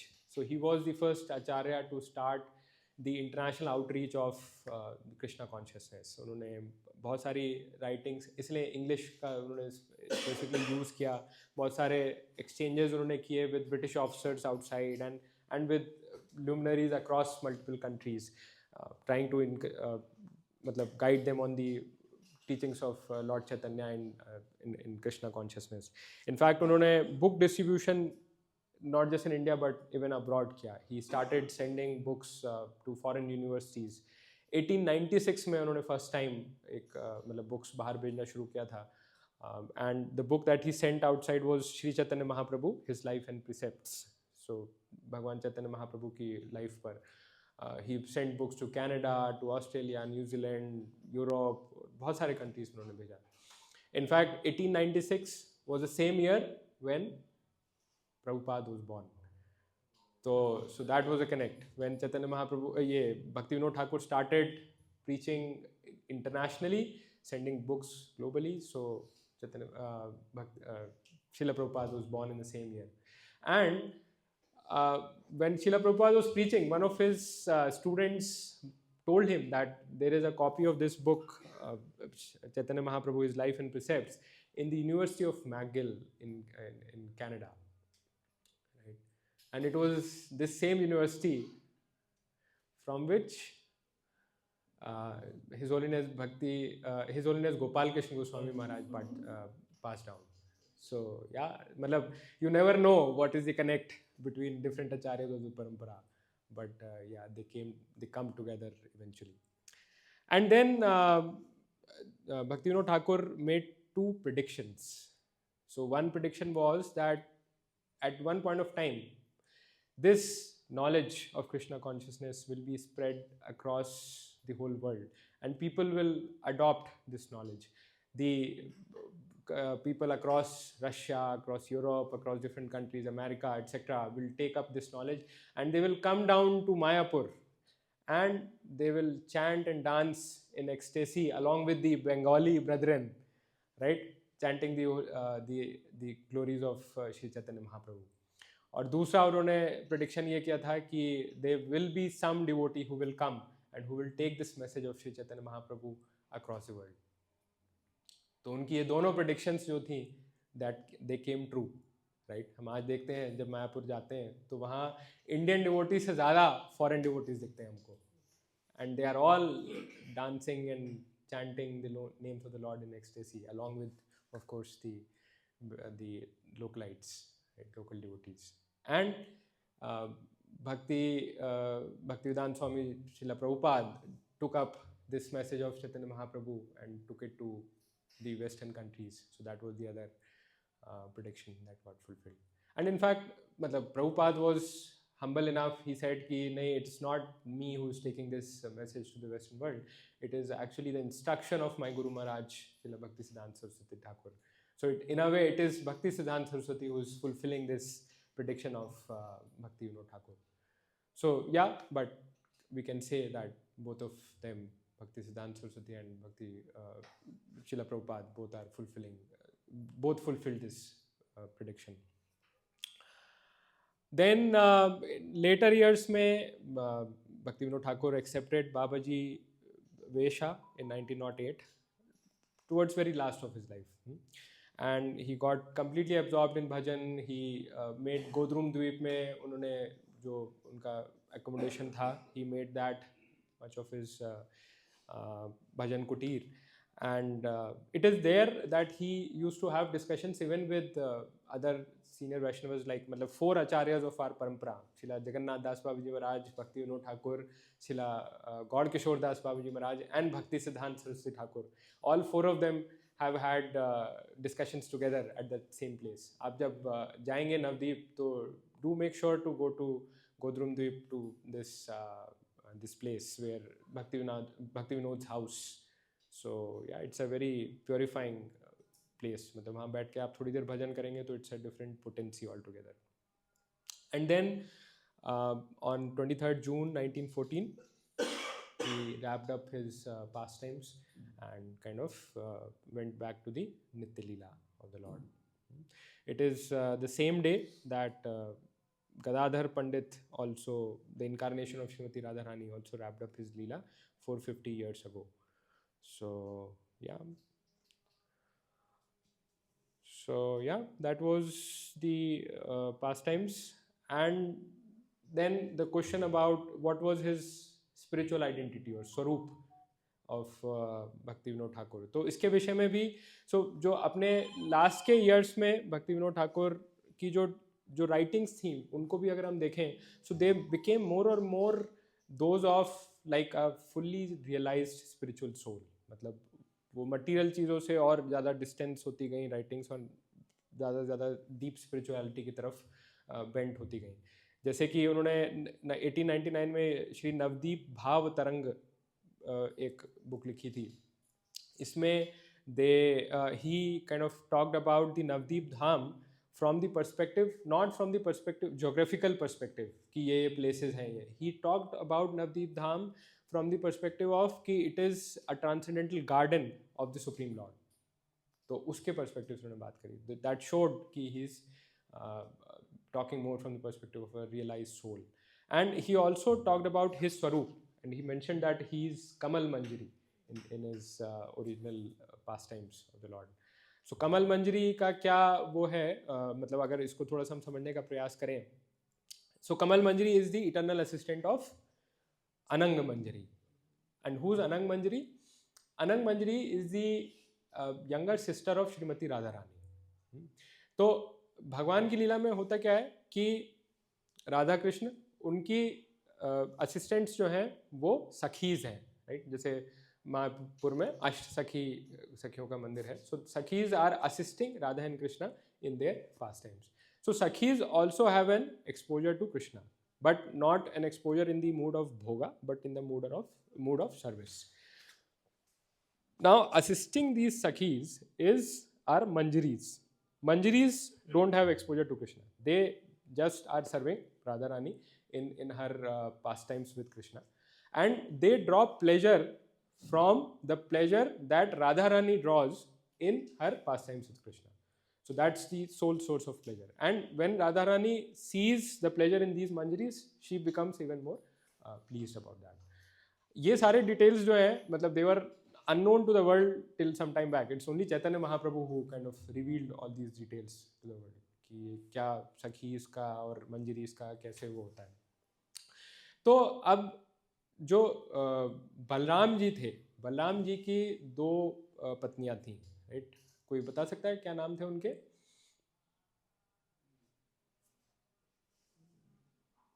दो के नहीं, एक का तो बता सकते हैं.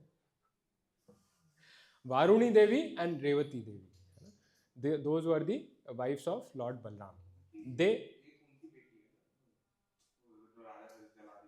हाँ, जो पिछले युग के वो थे, राइट. तो अब जब नित्यानंद प्रभु के रूप में आए बलराम जी, तो then he again had two wives who were the incarnations of Varuni Devi and Revati Devi. क्या नाम था उनका? उनका नाम था वसुधा देवी एंड जानवा देवी, है ना. Jahnava Mata became a very big preacher also after Nityananda प्रभु.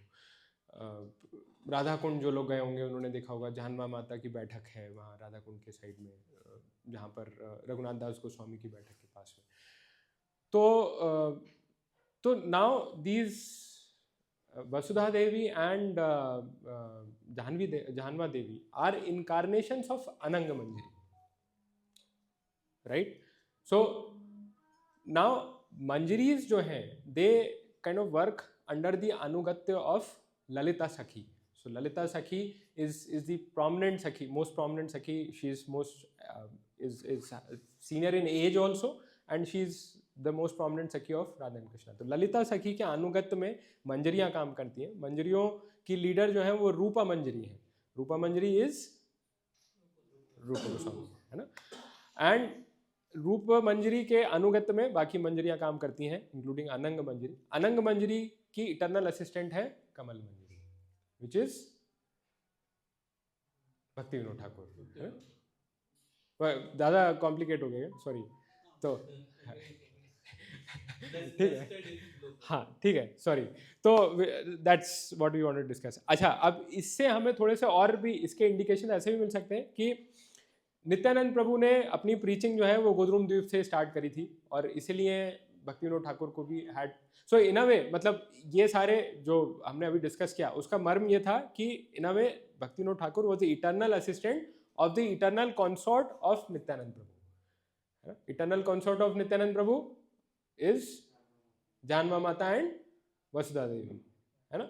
सो उनके इटर्नल असिस्टेंट हैं भक्ति विनोद ठाकुर, इसीलिए उनका नित्यानंद प्रभु से रिलेटेड जगहों से विशेष प्रेम था. जैसे गोद्रुम द्वीप, जहाँ से नित्यानंद प्रभु ने अपनी प्रीचिंग स्टार्ट करी थी बंगाल में, और जो जैसे उन्होंने नाम हट का जो कॉन्सेप्ट रखा, और उसमें ही मतलब marked Nityananda Prabhu as the key trader of that. And जो इनका जो घर है गोद्रुम द्वीप में भक्ति विनोद ठाकुर को, उसका नाम इन्होंने दिया था Swanand Sukhad Kunj, which is Swanand Sukhad Kunj in the eternal pastimes of the Lord, is the private grove of Lalita Sakhi and is located on the banks of Radha Kund. So again, because Manjaris do act under the guidance of Lalita Sakhi, and Srila Bhaktivinoda Thakur is one of the Manjaris, so therefore he gave the name of his house as Swanand Sukhad Kunj. ठीक है, so that was his spiritual identity. Lastly उनका अगर schedule देखें, so schedule he followed the policy of not wasting even a single minute in his schedule. Between 7:30 to 8 p.m. he went to bed. ठीक है, evening में थोड़े से मैं details और पढ़ रहा हूँ which are not written here. So 7:30 to 8 p.m. he went to bed. 10 p.m. he would get up. फिर 10 p.m. to 4 a.m. he would write books. 4 a.m. he would 4 to 4:30 he would again take rest for half an hour. 4:30 a.m. he would wash his hands and face and he would sit down and chant on his beats. हालांकि he never showed his beats to anyone, but he kind of chanted very attentively on those beats. 7 बजे तक he would do the chanting. 7 बजे he would get up and answer correspondences, कुछ पत्राचार पहले जो होता था, अगर and correspondences आंसर करने के बाद 7:30 he would start his reading, daily reading. तो 7:30 से 8:30 तक वो रीडिंग करते थे. अगर 8:30 पे कोई विजिटर्स आए हुए हैं तो he would give time to the visitors, otherwise he would continue his reading till 9:30 a.m. ठीक है, फिर 9:30 पे he would get up and then he would also think about, contemplate on certain topics that he has read, on certain how they can be used for preaching and things like that, right? And then he would kind of rest briefly between 9:30 to 9:45, 15 minutes of rest. ठीक है हम भी 15 minute कई बार सोच के लेटते हैं, पर 15 minute कब खत्म होते हैं पता नहीं चलता है. So he would take rest 9:30 to 9:45. Then he would take breakfast, which consisted of half a quart of milk, 2 chapatis and some fruit. And then फटाफट से वो तैयार होते थे. By 9:55 he was ready. 9:55 he would leave for his court. And ताकि इनका time transit में ज़्यादा वेस्ट ना हो. सो एक्चुअली क्योंकि ये गोदरूम में रहना चाहते थे और but posting happened in Krishnanagar, which was a little far away. So the government did build a special railway track for him to go to the court from Godrim to Krishnanagar. So much was his influence in government. So much was he liked by the government and his need was felt by the government. So 9:55 he would leave for the court. 10 a.m. sharp he would reach the court. 10 to 1 he would decide on cases. और जैसे कि हमने बात करी, he was very efficient. 3 घंटे में वो इतना काम कर लेते थे जितना कि बाकी judges would need many days to wrap up. Then 1 to 2 p.m. he would come back and take some rest, take some prasadam. 2 p.m. he would again reach back the court and kind of 2 to 5 p.m. again do the court duties. And then 5 p.m. he would come back. After court duties, he would again do some translation work in Sanskrit, from Sanskrit to Bengali by dictating to his secretary. And then he would take some bath and some meal, which again consisted of some rice, 2 chapatis and little bit of milk. And फिर 7:30 से 8 के बीच में he would again sleep. 10 p.m. he would get up and again do writing. तो पूरे दिन में कितने घंटे सोते थे? 3.5 से 4 घंटे max. And he was balancing everything, right? He was very efficient in his court, very efficient in his writing, very efficient in his family duties. He raised a family of 10 children, which were, most of them were extraordinary. Right? So yeah, that is what is possible, and that is why he is called the 7th Goswami in spite of being in Grahastha Ashram. की achievements की उनके बात करें तो 3 की achievements, मतलब 3 categories में डाल सकते हैं उनके अचीवमेंट्स को.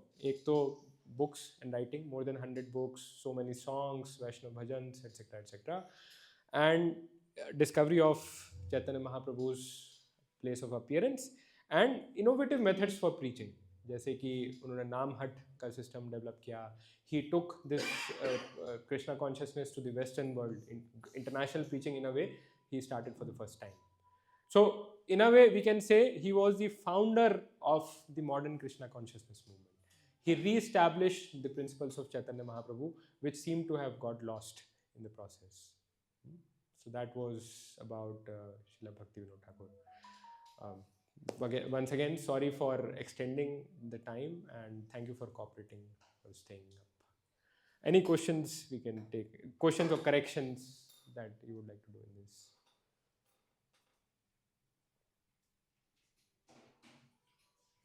प्रभु जी, one thing, मतलब जो जैसे जब when we read Prabhupada Leelamrit, so the focus, the direction that he got from his spiritual master to preach in English, the start of that thought was from Bhaktivinoda Thakur, yes, definitely.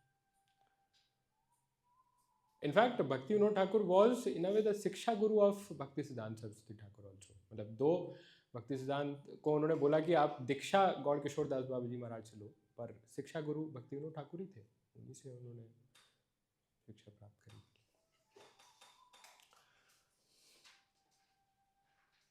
ठीक है, all right. Anything that anyone would like to share? क्या उनको अच्छा लगा, क्या वो लगता है कि अपनी लाइफ में अप्लाई कर पाएंगे जो हमने चर्चा करी? अगर इंस्पिरेशन देखते हैं हम अपनी लाइफ में, तो Bhaktivinod Thakur something we really look for inspiration, specially from the time management perspective. तो फिर उनका पूरा टाइम जो आपने बताया